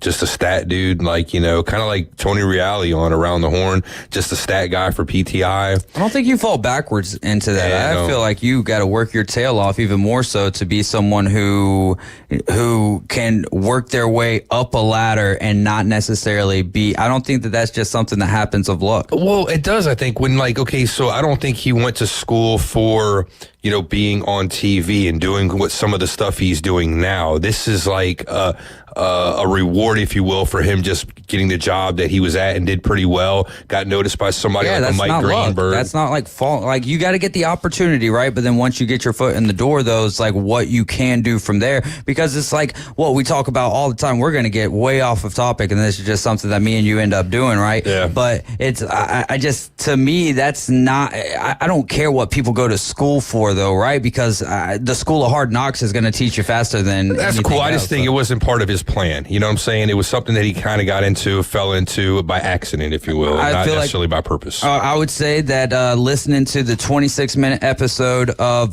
the Braves Dugout podcast would open your eyes on that, because they do kind of dive into that a little bit, and he feels very lucky and blessed for it. But I think that it takes a lot of hard work, and it's not no doubt. Because you, at that point, when you're back there running the board or whatever, you have to do something that someone's like, I think you should talk more. I think you should do more of this. You know what I mean? I don't think that it's just, well, you're there and we need you, because there's so many people, as Randy tells me all the time, like, there's so many people who can do that side of it. If you're not willing to do these extra things, then like what, what kind of use do I, not what use do I have out of you, but it's just one of those things where you got to work to get there. With that being said, though, we will dive into the pick'em. All right. And we're going to start with Syracuse and UNLV. Now, UNLV, we have the spread at 7. We're not utilizing the spread for this game, so it's irrelevant. Syracuse is 3-1. UNLV has a 25 beside their name, so they're tied with Texas A&M to be the 25th best team in college football right now. No Sluka, no problem. Got the job done last week against Fresno State. I think they keep it rolling. I think this is a little bit tougher of an opponent than what Fresno State was. I don't think there's a question about that. However, I think UNLV as a team right now is gelling. Now we'll see what Kyle McCord can do for the Qs, but I'm going to take UNLV in this game. All right. UNLV seems like anytime that they're in the news, it's usually for something bad, unfortunately. I like Syracuse. Give me the Orangemen here. I think, UNLV, I don't say got lucky last week, but it was against subpar competition. All right. Bone Crusher? UNLV. All right. Well, keep it running. Just like the running Rebs there. Mizzou and Texas A&M. This should be a fun game. This game's at Kyle Field. Texas A&M, last I checked, was a 2-point favorite. I think that it's 2.5 now. Total sitting at 48.5. Yes, the 12th man is going to be there, but I like Brady Cook a little bit more than I like Marcel Reed, rather. Give me the Tigers. I know a lot of people are down on them stock-wise because of how that game went against Vanderbilt in Missouri. I think Missouri gets on the road, rights the ship a little bit here. Texas A&M, I would say, needs this game more so than Missouri because of how the rankings are, and then obviously Texas A&M already has a loss out of conference, but give me the Tigers. Yeah, I'm the same way. Give me the Tigers. I've been to Columbia. It's a great campus down there, in Missouri, and they're a team on the up and up, I think. I think they're doing well in the SEC since they've been in the SEC. They've been surprising a lot of people. I think they're one of those they're one of those teams that's forgotten about because that they're kind of new to the SEC. And they're not one of those traditional powerhouses. Give me a Mizzou on the road. I'll take Texas A&M for our Wednesday girl Morgan. There you go. UCF and Florida. Now, when we first put these spreads together, Florida was a 3-point dog in Ben Hill Griffin Stadium, which is just kind of wild to think about. But UCF 3-1 took a ugly loss to Colorado last week. The spread is down to 1.5. UCF, the Golden Knights, still the favorites. Obviously, I pull for UCF, being that Randy Pittman, a Mosley graduate, is on the Golden Knights. But there's just something that's fishy about this to me. UCF last week was a 13.5, 14.5 point favorite at times at the house against Colorado. Now you're going to tell me after that shellacking that they're on the road and that big of a powerhouse? I just can't get behind it. I've got Florida winning at the house here. Yeah, I'm not surprised about Florida kind of being a dog at home, just the way things have been going this season so far. UCF not really playing so great. So being that this is in the swamp, I'm going to give Florida the opportunity to win this game at home. So hopefully they win since I'm picking them. Kick a gator when they're down, UCF. All right. This next game also a Florida team, the Florida State Seminoles, who have struggled mightily to this point in the season, looking to avoid going 1-5. They are 1-4 on the season. Clemson on the road at the Doak.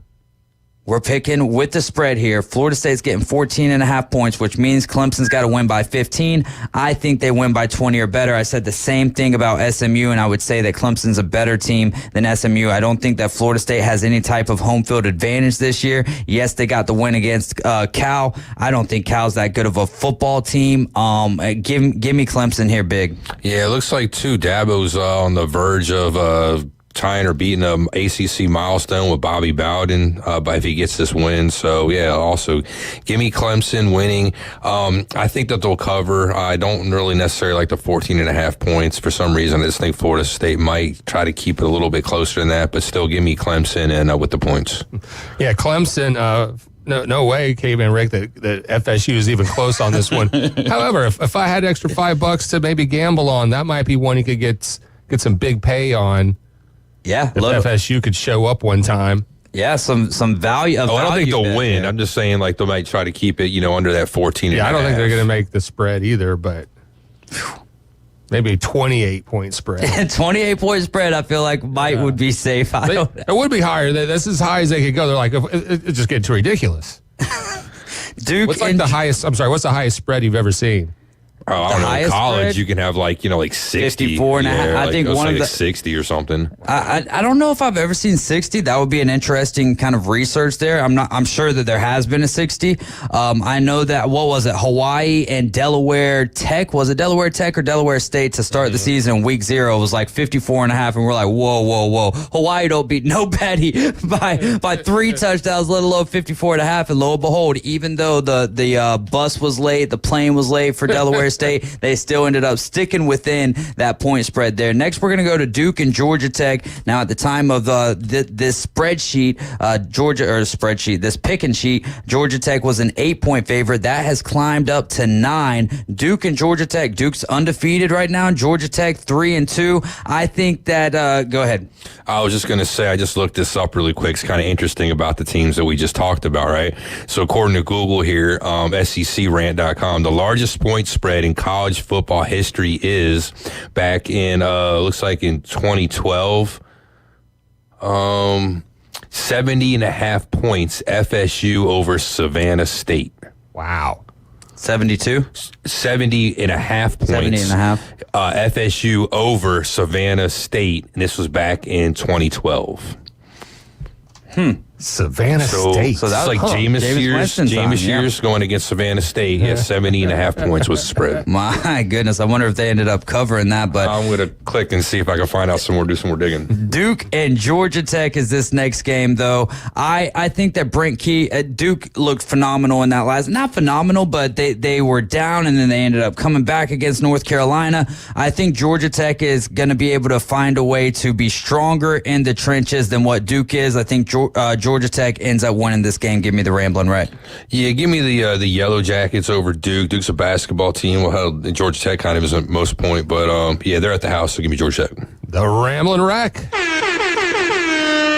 You heard it here first. Now, SMU put a whooping on Florida State last week. Louisville was trying to climb back in that game against Notre Dame. They gave it everything that they had, but they still fell short.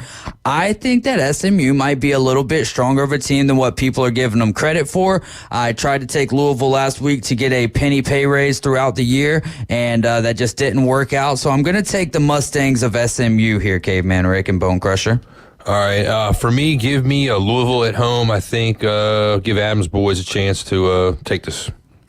Yeah, Louisville. All right. West Virginia at Oklahoma State. Oklahoma State was a 3-point favorite, and I think that this could be a tight game, but that's only because Oklahoma State lets it be. It's still a 3-point spread. The total is astronomical at 64.5. I'm going to take the Cowboys. Back-to-back weeks of me taking the Cowboys and them losing, maybe I should learn my lesson and not follow the realm of insanity and making the same mistake over and over again.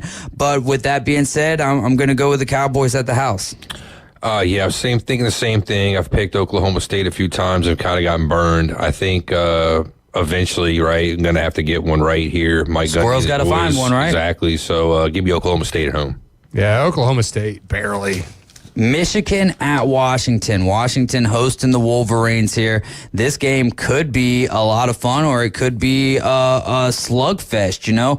Minnesota last week at the Big House did work their way back into the ball game. At the time of us putting these games together, Washington was a 2.5-point favorite. It has now dropped to 1.5. Michigan is a top 10 team. I think that they just find a way to control the tempo of this game, and Alex Orji in the ground game is going to be able to get it done. I think that they jump out to not a sizable lead, but a lead nonetheless, and then once they get that lead, it's kind of all she wrote from there. For me, both of these, it's a rematch, you know, from last season's, CFP matchup for the championship. Washington, though, I mean, both teams lost a lot of players in the NFL draft. I just think overall Michigan's probably got the better overall talent still. So because of that, I'm just going to pick talent. I say Michigan wins. I'm going to go with the Huskies at home, sellout crowd. They got it. I like it. Great pick there. Miami at Cal. This is where game day is going to be. Cal's a 10.5-point dog for this game. I just said earlier, I don't think Cal is that good of a football team. I don't know how good Miami is. I know that they're finding ways to win, which is better than finding ways to lose, as they did last year against Georgia Tech.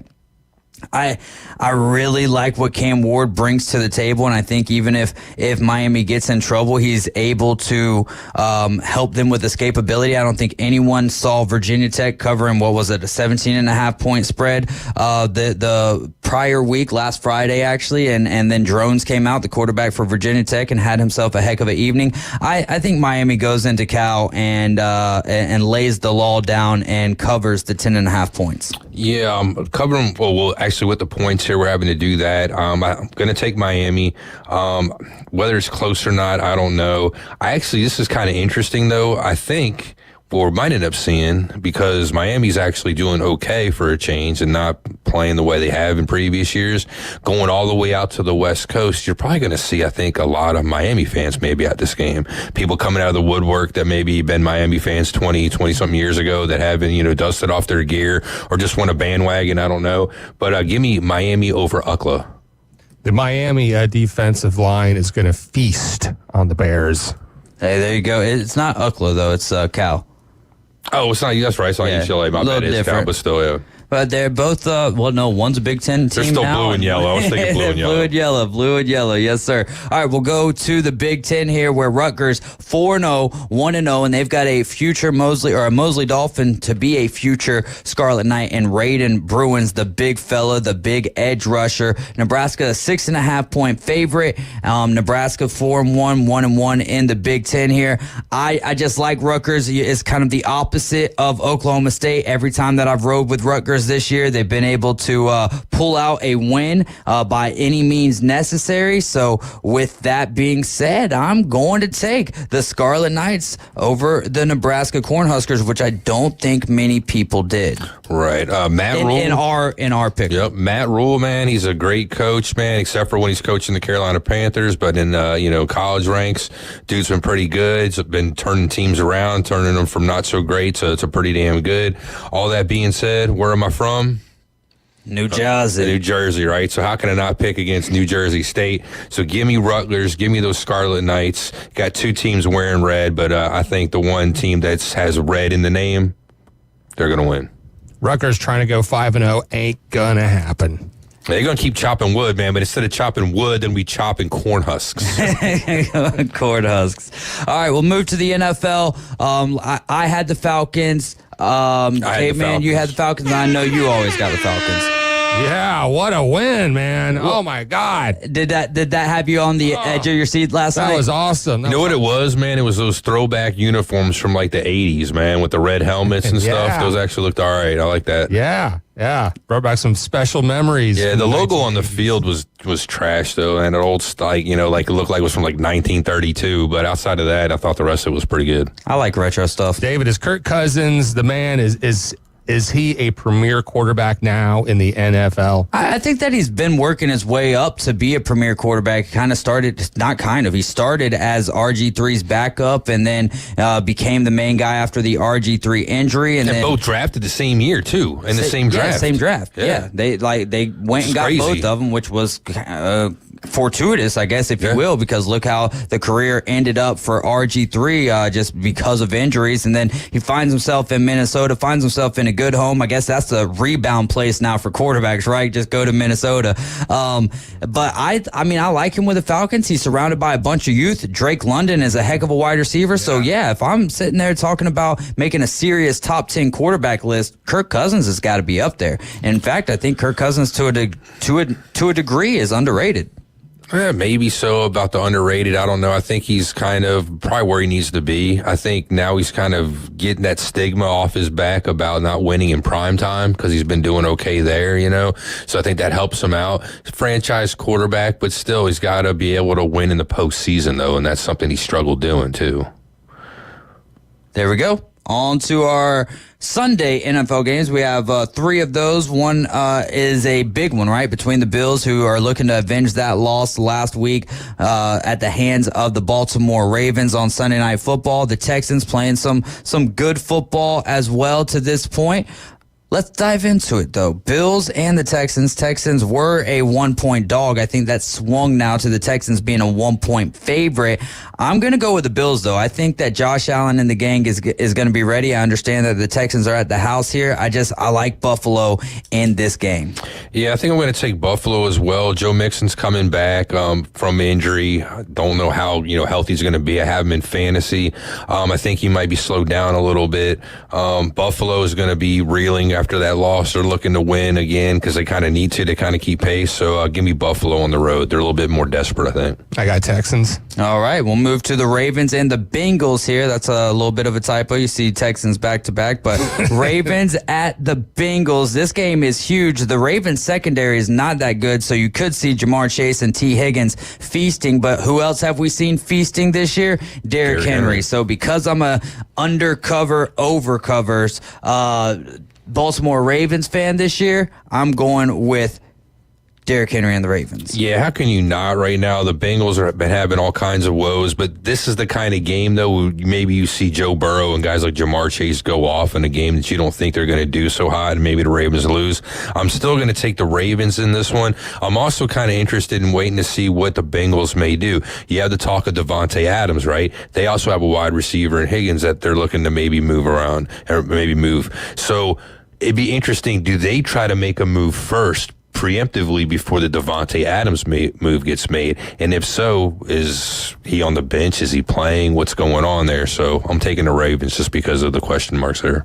I like the Bengals to sneak one out. I mean, it would make sense on the timeline of how a Bengals season normally works. This would be the time for them to win, and it's just so like the NFL. So I think that's a great pick, Bone Crusher. I think this is a game where it really is a coin flip. Cowboys at the Steelers, Sunday Night Football. You can listen to this game right here on ESPN Northwest Florida. Coverage will start Sunday evening at 6:30. We have gotten word that Micah Parsons will not be participating in this game. The run defense is atrocious for the Cowboys. The run game for the Cowboys this year is atrocious. What do the Steelers do well? They stop the run very well, and they have a pretty good run game, especially when you've got Justin Fields as your quarterback, who I think to some degree has impressed. But I think the Cowboys need this game just a little bit more. The Steelers, they almost clambered back into that game against the Colts, but give me the Dallas Cowboys here on Sunday Night Football. Nope. Give me the Steelers. It's at home. It's prime time. Dallas Cowboys have a bunch of injury concerns. No Micah Parsons. I think TJ Watt's going to feast. Give me the Steelers all day. And then the other... Steelers. Sorry about that. The other typo. That's why I keep on trying to jump the gun when I have these typos, just to make sure that everyone knows that we're on the same page here. It's not the Chiefs at the Saints. It's the Saints at the Chiefs. And the Chiefs are a 5.5-point favorite in this game. I'm not going against Mahomes and the Chiefs until they decide that it's time to quit going against themselves, right? 6 touchdowns, 5 interceptions. Not a great year so far for Patrick Mahomes. Hasn't even gotten to 1,000 yards yet. Has already taken out his best wide receiver via his own tackle. I still am going with the Kansas City Chiefs. Heck, he hasn't even taken out his best wide receiver. The team and the coaching and the playbook's taken out the best wide receiver in Travis Kelce, who hasn't really been utilized this season, which is kind of weird, you know? I'm kind of torn on this one because this is kind of like a make or break kind of a time. Like if they don't get right and they don't get stuff going right now, I think the Chiefs might be in trouble, you know, a little bit. Because of that, I think they probably would end up getting a guy like, you know, Kelce hopefully involved and maybe he'll go off. So I'm going to take the Chiefs here, but I'm cautiously taking the Chiefs because I think the Saints, we've seen how they can play. If they can get their crap together, I think you'd be surprised what they might be able to do. And this could be like the highest scoring game of the week. Combined, this could go over 100 points. Two things. All right, Chiefs have been suspect. I mean, they've eked out the wins, but they look vulnerable. And two, whose mom, Rashee Rice's mom, was arrested or busted for stealing stuff off the neighbor's porch. Oh man! Yeah. So that's gonna kind of be in the back of their heads and get in their mind a little bit. I did not even know that story. That's kind of crazy. Yeah. You would think. Like, I mean, like, I don't know. Don't even get started. But yeah, we don't got time to get started because we'll never get finished. What a problem that family has too, though. I mean, she, you know, racing cars, doing stuff like that. Now mom's in trouble. Paparazzis. Yeah. This is ESPN Northwest Florida. We keep you up with the latest and greatest things that's going on in the sports world. Thank you to Bone Crusher for that, though. That's a tidbit of information that I think may not have an effect on the actual field, but I think that that's news, right? It gives people on the radio something to talk about. Hey, maybe absolutely. She was stealing somebody's rice. Oh my goodness! Coming up next, Sam Peebles is going to join us, and we're going to be talking about, you know, maybe his summary of the Braves season, but also, of course, the Major League Baseball playoffs. We're right back after this.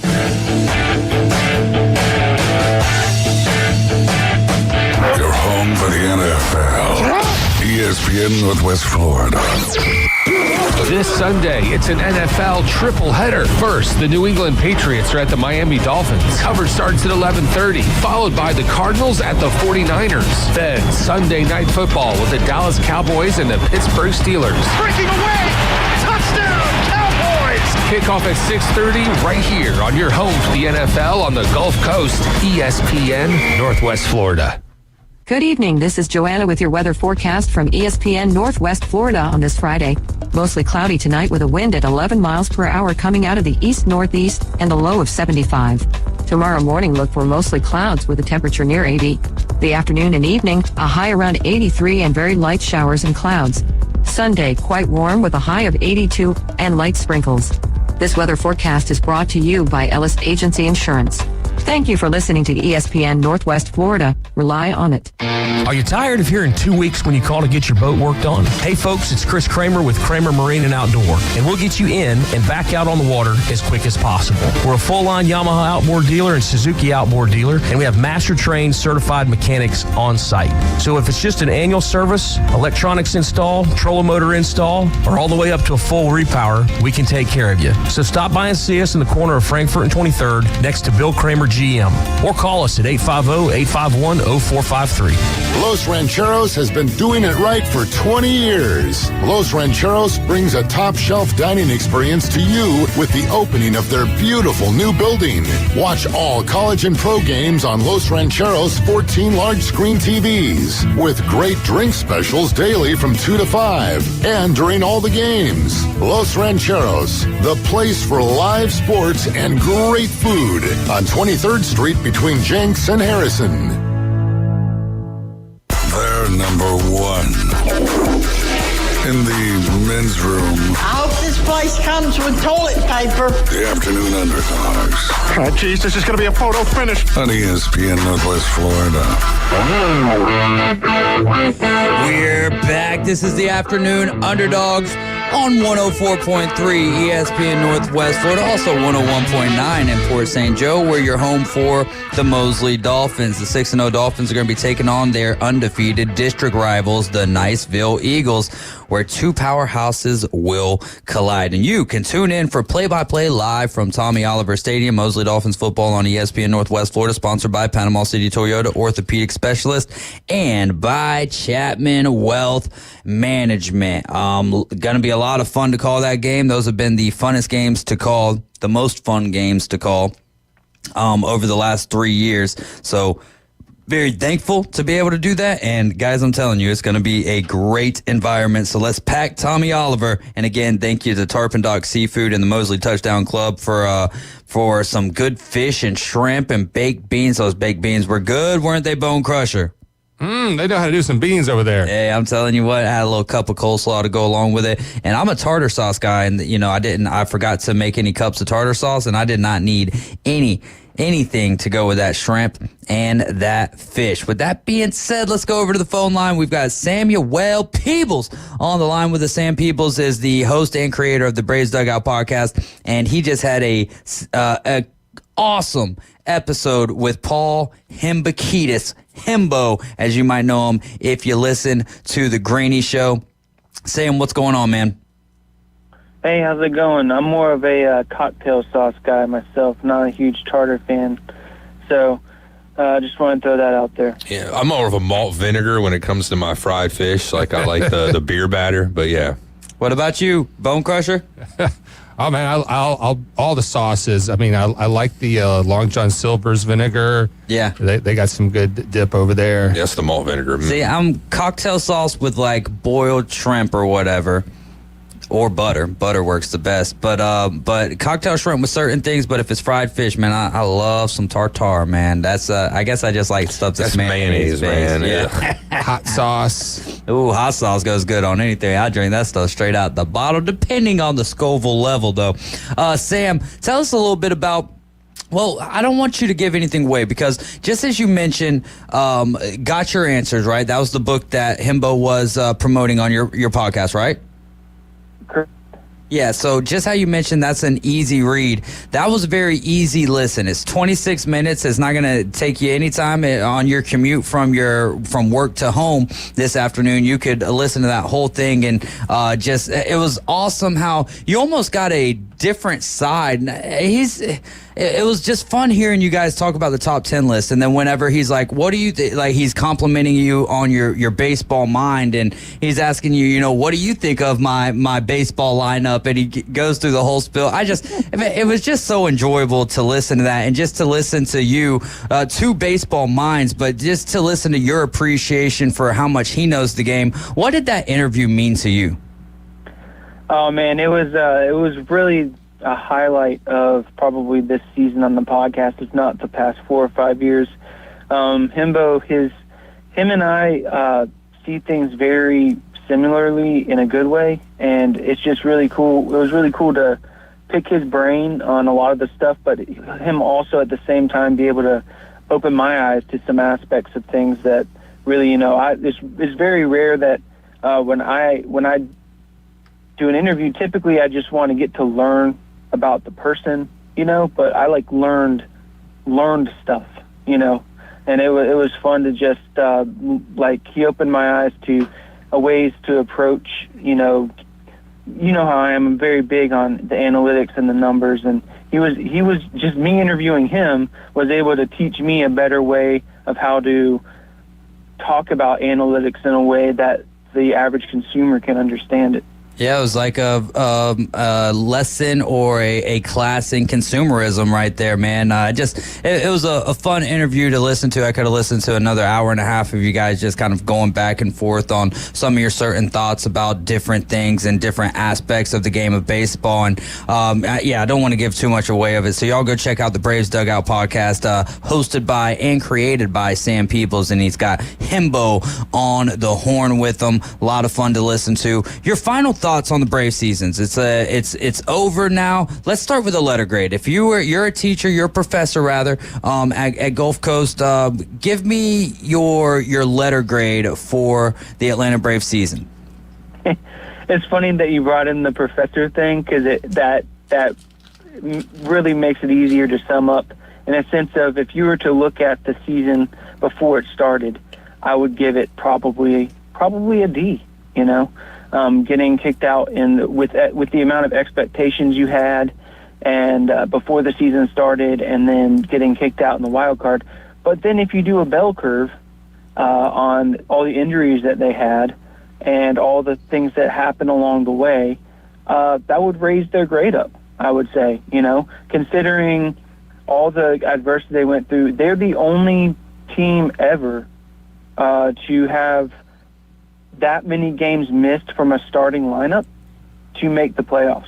No other team has had that many games missed by players from a starting lineup make the playoffs before. So with that being said, so like for example, Ronald Acuna was in the starting lineup, but then he missed 100 plus games. Ozzie Albies missed 95 or so games.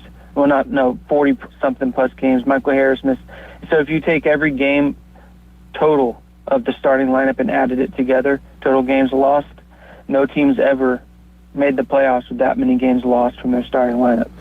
So when you factor that in, I would raise their grade up to a B. I just really hate that they went out the way they did, but they put up a fight, and that last week or so of watching the Braves was a lot of fun to see them really fight to make it to the playoffs. And so I don't want to hit them too hard on the letter grade, because they came over some adversity for sure.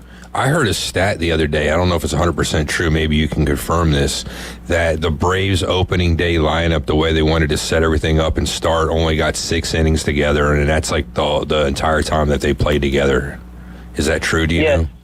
It is true, because of Sean Murphy getting hurt right away. That's pretty crazy when you think about that, too, in the grand scheme of things. Can I ask you a question, though? Something about the start of the postseason with the Braves starting Smith-Shawver and then them pulling him. Do you think that was the right move by Snit? Because we talked about this earlier in the week. A lot of people had a lot of faith in him and decisions that he made all season long. In fact, I heard everybody, raving about it and talking about how great of a manager he was. And then this ends up happening, and you guys lose that game, and then all these people that were probably the same people giving this guy lots of praise all season long were the ones probably shouting out about how they should have left him in instead of pulling him. What are your thoughts? I think it's honestly a moot point in that game, because the Braves didn't score any runs. So it really...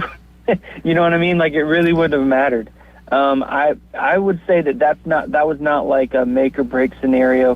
Their bullpen was very taxed, but the only option that they could have done is maybe left him in one more inning, maybe. But he'd only pitched 4.1 innings in the majors that year, and then even in the minor leagues, he wasn't pitching. Him going through and seeing that lineup one more time, it could have got ugly really quick. Well, Man, it's so tough when we're on like such a time crunch as we are this afternoon because I lined up guests in every segment. You know how that goes, Sam. So we're definitely going to have to get you back on. We still got 6 minutes, though. I was just trying to think of the best questions, and we could talk about contract stuff later, right? Because we have all off season to do that. Right. First off, tell me how amazing you think it is that we have 3 American League Central teams still in the playoffs here in the divisional round. When what are we always talking about? Well, it's the Central divisions that are just the bottom feeders. Yet here we are, 3 AL Central teams in the playoffs. I'm glad you brought that up because if you didn't, I was going to try to slip it in somewhere because it truly is such a great thing for the sport. And the people that, it's it's going to be a huge blow to those salary cap, the pro salary cap people, because I'm gonna say it again. Every Major League Baseball doesn't need a salary cap, and this is a perfect example why. The MLB has new competitive teams all the time. They don't need a salary cap, and this is a perfect example. You took a division that had 2 or 3 teams that weren't even close to competing, and now they've made it into the second round of the playoffs. The Kansas City Royals lost 100 games last year, and the Detroit Tigers, were probably 3 years away from competing on paper, and here they are. It's fantastic. I love it. Yeah, that's pretty cool stuff, man. Let's start with the National League here. Mets, Phillies. Give us your outlook and how you think the series goes. Well, there's an interesting stat that I saw today. So in the past 100 games that they've faced each other, they each have split. So they've each won 50 games. And then if you look at the last 1,000 games that they've played against each other, they've split it right down the middle, too. They've each won 500 games. Let me tell you this real quick. Last postseason games, 11 games, the Phillies are ahead. Last 13 games, up 7-6, I believe. Oh, that's interesting, yeah. So for me, I would say on paper, the Phillies definitely have the advantage here. Even if they had the exact same roster, I think that the Phillies would have the advantage just simply because the Mets had to use their starting rotation to even get to this point to where the Phillies can start fresh with Zach Wheeler right out the gate. And then there's no telling with Mets, with Kodai coming in and pitching, is he going to be up to the task? He's been out quite a bit this year. So I would say if I was, I would definitely put my money on the Phillies winning Game 1 pretty easily, and that would put them, at a pretty big advantage to start it off. So I think the Phillies have the edge here by quite a bit. Phillies in 3, 4, 5. I'll say 4. I'll give the Mets 1 game. All right, Padres, Dodgers, battle of the NL West. Give us an overview and then pick a series winner and how many games. I'm really high on the Padres this year. Not to mention the Dodgers are missing 3 starting rotation guys. Clayton Kershaw's out. Tyler Glasnow's out. Garrett Stone's out. So, they're going to be top heavy with Yamamoto and Flaherty. But after that, they don't really have much. Whereas the Padres are healthy. They've been playing. They have the best record in baseball since the All-Star break. They're hot at the right time. I just foresee the Padres winning this one. All right, Padres, and then how many games? It's got to be 5, right? Yeah. I'll say 5 on that one. All right, Tigers, Guardians, a battle of the AL Central. Hottest team in baseball. Is that fair to say with the Detroit Tigers? Yes, it's hard to go against a hot team. I want to say the Tigers are going to win. I just don't think that they have the rotation depth to do it in a 5-game series. So I'm going to say the Guardians in 5. Ooh, Guardians in 5. That's a team I would love to see Cleveland. And if they do, I'm still going to call them the Indians for the rest of the playoffs. Doesn't matter. I know I just called them the Guardians, but I'm going with the Indians for the rest of the playoffs. Give me. I like that though. Guardians in 5. That's the team I want to see win the World Series. And then another Central team. I would love to see an all ALCS American League Central final there. Royals, Yankees. Who wins and in how many games? And give us an overview, your thoughts of this series. Kind of like I was saying about the other teams, the Royals have had to fight to get in, so their rotation is not set up like the Yankees are. I think the Yankees have the advantage, although I think the Royals' overall offense is better, just because the Yankees' offense is pretty much Judge and Soto and then a huge drop-off. But the way that Judge and Soto have been hitting, and the way that the rotation is, I just can't see the Royals winning this series. I think the Yankees have this one, and I'll say in 4 games. All right, Yankees in 4. Man, Sam, we're almost out of time, but we've got a little bit more time. Which series of these intrigues you the most? Which one do you think will have the most highlights, the best storylines in it? Definitely the Dodgers and the Padres. That's a rivalry. The Mets and the Phillies are the rivalry, but it's not. There's not as much media attention to it as there is the Padres and the Dodgers. And the Padres haven't been to the World Series in forever. So if the Padres make it to the World Series or beat the Dodgers, we're going to be talking about the Padres going to the World Series for the first time in a long time, potentially. And so that's the one I think we're going to see a lot of the. That's the one I'm going to be watching real closely. All right, man. If you had your dream World Series, what's going to be this year? Padres, Royals. Padres, Royals. I think you said that the last time that we had you on, though. I believe now that you've said that. So the dream is still alive for the Padres and the Royals. Sam, as always, it's a lot of fun having you on and being able to talk some baseball with you, and I'm sure that we'll be chatting with you throughout the rest of the Major League Baseball playoffs, my friend. Hey, the honor is all mine, truly. Absolutely. Tell everybody again where they can go check out your podcast. You can find the Braves Dugout podcast on the Braves Country Cooking podcast feed, wherever you get your podcasts.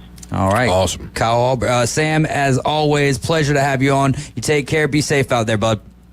Thank you. Go Braves. Kyle Alberton says, I'm going Royals Mets, so no matter what, a Gator wins a ring. How about that guy, Pete Alonso? Can't believe we didn't take a couple of seconds and chat about that Mets-Brewers games from last night. I mean, the Brewers up there 2-0 after some back-to-back home runs, and then all of a sudden, Polar Bear Pete with a polar blast, just taking that thing and in an unfavorable count, if I'm not mistaken, too, right? And just first time in history, too, that I think a team that was down by that many runs, that situation in the ninth, come back to win a winner-take-all game like that. You think about how long baseball's being played, that's never happened before. You just feel for Devin Williams, the closer for the Brew Crew, and their season is over just like the Braves, just like the Orioles, and just like the Houston Astros. You're riding with the Afternoon Underdogs. Coming up next, Robert Fleming's going to get us hyped up to pack Tommy Oliver Stadium.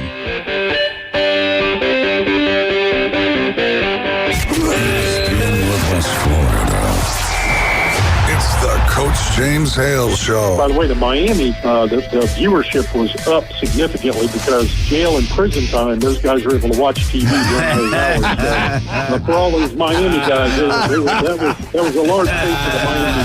Oh, my God. That was winning a mandated. Weekday morning 7 to 9, ESPN Northwest Florida. Good evening. This is Joanna with your weather forecast from ESPN Northwest Florida on this Friday. Mostly cloudy tonight with a wind at 11 miles per hour coming out of the east-northeast and a low of 75. Tomorrow morning, look for mostly clouds with a temperature near 80. The afternoon and evening, a high around 83 and very light showers and clouds. Sunday, quite warm with a high of 82 and light sprinkles. This weather forecast is brought to you by Ellis Agency Insurance. Thank you for listening to ESPN Northwest Florida. Rely on it. It's football season, and that boot store reminds you to roll tide. Go Noles, War Eagles, sick 'em dogs, and go Gators. Before the cold weather hits, shop that boot store for all your winter western wear and Carhartt work clothes to keep you warm on the job. That boot store, where God is good all the time. Open Tuesday through Thursday, 9 till 5, and Friday and Saturday, 9 till 5:30. Next to Bill Burr Kia, 15th Street, Panama City, that boot store. Hi folks, it's Tracy with Tracy's Fine Jewelry and Coin and Bullion Reserves. Did you know that we do more than just sell some of the finest jewelry in town? We can engrave on your wedding band, locket, Yeti cup, or almost anything. Need your watch battery changed? We can do that too. Our expert will even evaluate your coin collection. And of course, we always pay top dollar for your old gold and silver jewelry. See, there's a lot more to Tracy's Fine Jewelry than a lot of pretty sparkly things. Come and see us today at Tracy's Fine Jewelry. He listens to Post Malone. He drives a Honda with ground effects and has Pennsylvania tattooed on his right tricep. You're looking at a bad man. David Hayes is part of the Afternoon Underdogs. 104.3 ESPN Northwest Florida. This is the Afternoon Underdogs. We are your home for the Mosley Dolphins, and they have a big game coming up. Not tonight, but next Friday. They're going to be hosting the Niceville Eagles. Both teams come in with a perfect record of 6-0. You can tune in for play-by-play live with myself and Kyle Wright from Tommy Oliver Stadium. Mosley Football and ESPN Northwest Florida, brought to you by Panama City Toyota, orthopedic specialist, and by Chapman Wealth Management. Coverage starts at 6 o'clock for the pregame show with Coach Brian Haddad and Coach Andy Siegel, and then we'll get you over to the kick at around 6:50 that evening for Niceville and Mosley. Now, our next guest was up in the booth with me the last two football games that we had for the Mosley Dolphins, and that is Mr. Robert Fleming with Waborski, Bradley, and Fleming. Robert, how's it going for you this afternoon? Doing great, David. How are you doing? I'm doing absolutely wonderful. Final segment of the day before we get ready for a lot of college football and NFL football this Sunday. But if I could ask you to summarize the Mosley season to this point, what would your answer be? Well, I would say that they've met expectations going into the season. Mosley had a lot of guys coming back on both the offensive and the defensive side of the ball, and they've taken care of business. There really hasn't been a game, in my opinion, where they came out flat, where they came out overconfident, and so they've come in on the offensive side of the ball. They've put a lot of points up on the scoreboard, and on the defensive side of the ball, they've made a lot of stops, and that's what's I think impressed me probably the most about their season thus far is that they have been, for guys that are 14 to 18 years old, they've been very businesslike in their approach, and that really shouldn't surprise me, because that's the way that the Mosley football team has operated for a while now, where they, in the off season, they work hard, and I think, and I know that the coaches think that the work that you put in the off season translates to wins on Friday nights, and so the football team worked very hard this off season, and they've come in this season and just played extremely well and met expectations that were really high going into the season. That was a great summary there. And what is the buzz, at least from what you're hearing, what you're seeing? Leanne Schwartzentruber was in the building with us yesterday, and she was just talking about how all the people of Lynn Haven and really all the surrounding areas as well are just so excited for the football that Mosley is playing, especially heading into this game with Niceville. What does the buzz in the community feel like with how good the Dolphins team has been playing?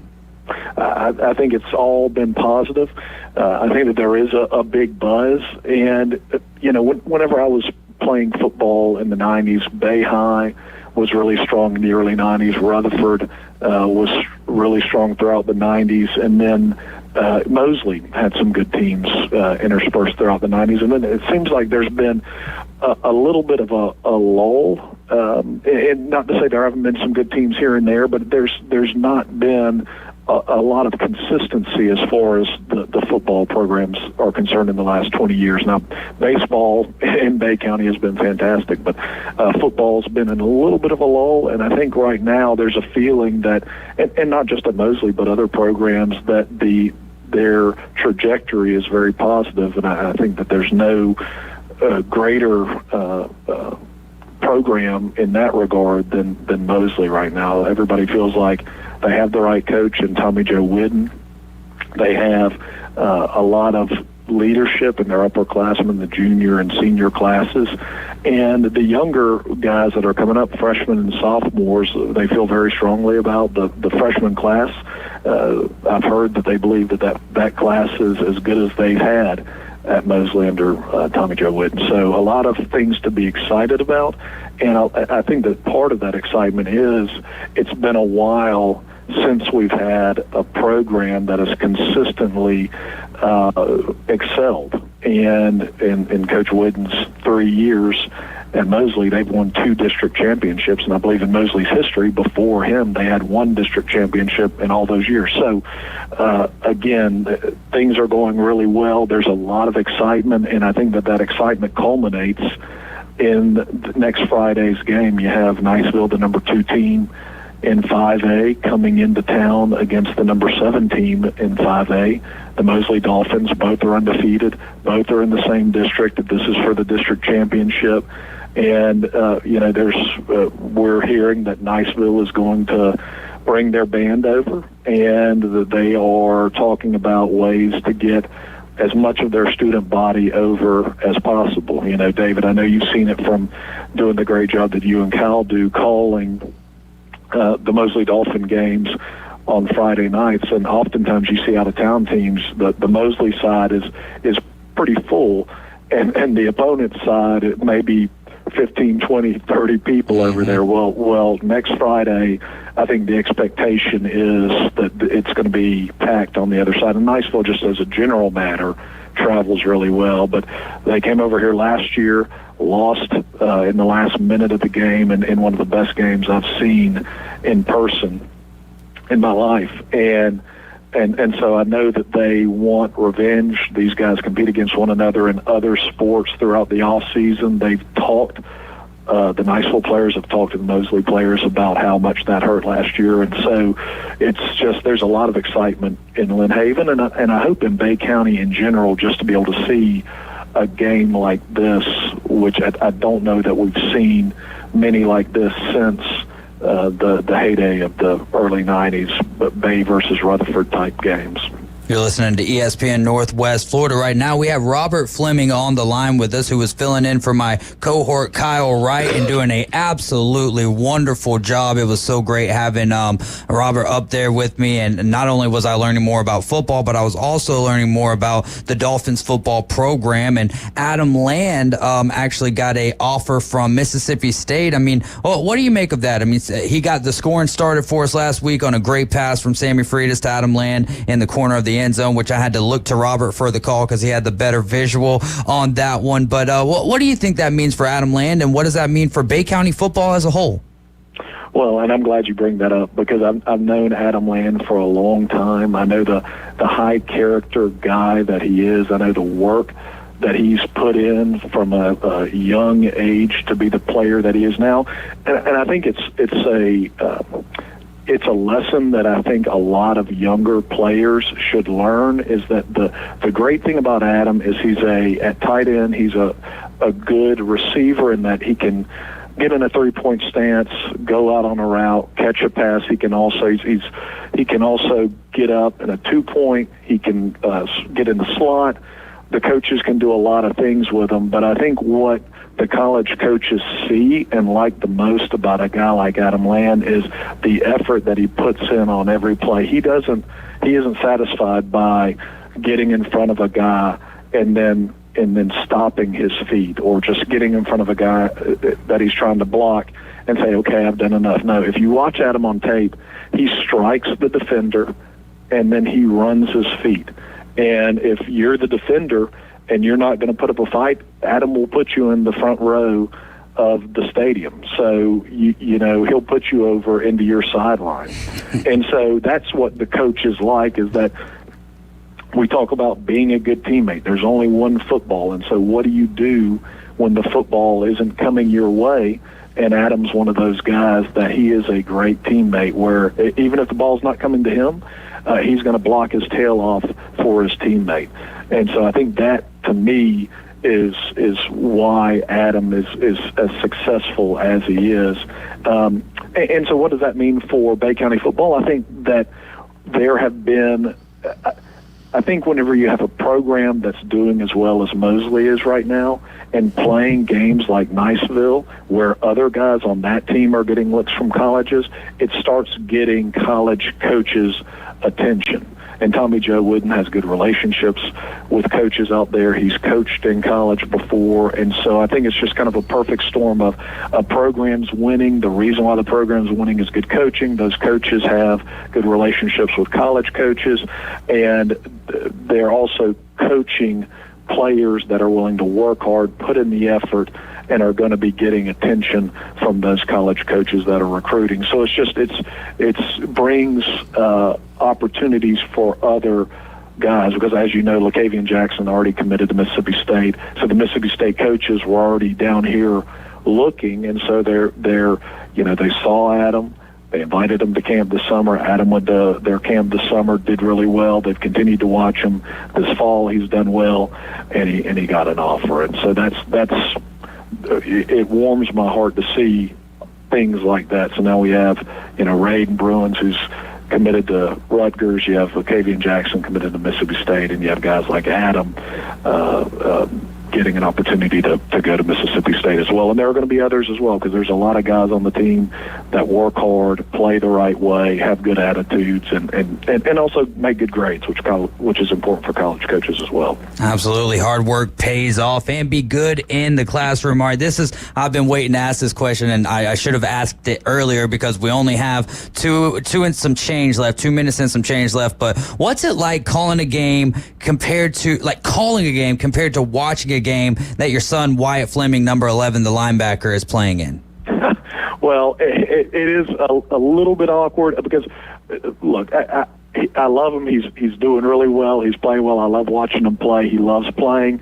I sometimes have a hard time giving him accolades whenever I'm calling the game, because, again, I don't want to be that parent that gives too much attention to their child. And so I've enjoyed the process of calling the games. You do a great job doing the play-by-play, and I've enjoyed it, not really because of Wyatt, because I can watch him whether I'm calling the game or not, but I enjoy calling the game with you because I get to talk about these coaches and these players that I've watched all year round put in the work when, the lights aren't on at Tommy Oliver Stadium, when they're going up for going to Mosley mornings in the off season at 5 o'clock when it's freezing outside, everybody else is in their beds. They're out there working on the football field, doing all sorts of drills with the field still wet, cold. Nobody wants to be out there, but nobody misses those days because of the coach's leadership, the leadership from the players on the team. And so you see that, and you see the success that they're having on the field as a result of that work. You want to get up there and when you have an opportunity to talk about them on the radio with you guys. So it's been a pleasure to work with you. I'm glad Kyle is getting better and going to be back, because I think you guys are a great team, and I look forward to listening to you both next Friday night. Yes, sir, Robert. It was a pleasure of mine to have you up there. We're out of time, but we're going to be talking with you next week, so y'all stay tuned in, because we're going to dive a little bit deeper into not just this Mosley-Niceville game, but also Robert's thoughts on what else is going on here in Bay County football, as he is an absolute legend. Robert, we're out of time. Thank you so much for your time, and you have a great weekend, and I'll give you a Go Gators, man. David, go Gators, man. Have a great weekend. Hey, you do the same. Caveman Rick, Bone Crusher, David Hayes, we're the Afternoon Underdogs. This is ESPN Northwest Florida. Don't forget, tomorrow coverage starts at 1:30 for the Auburn Tigers and the Georgia Bulldogs. Y'all know what it is. Jesus loves you, so do I. Have a great weekend.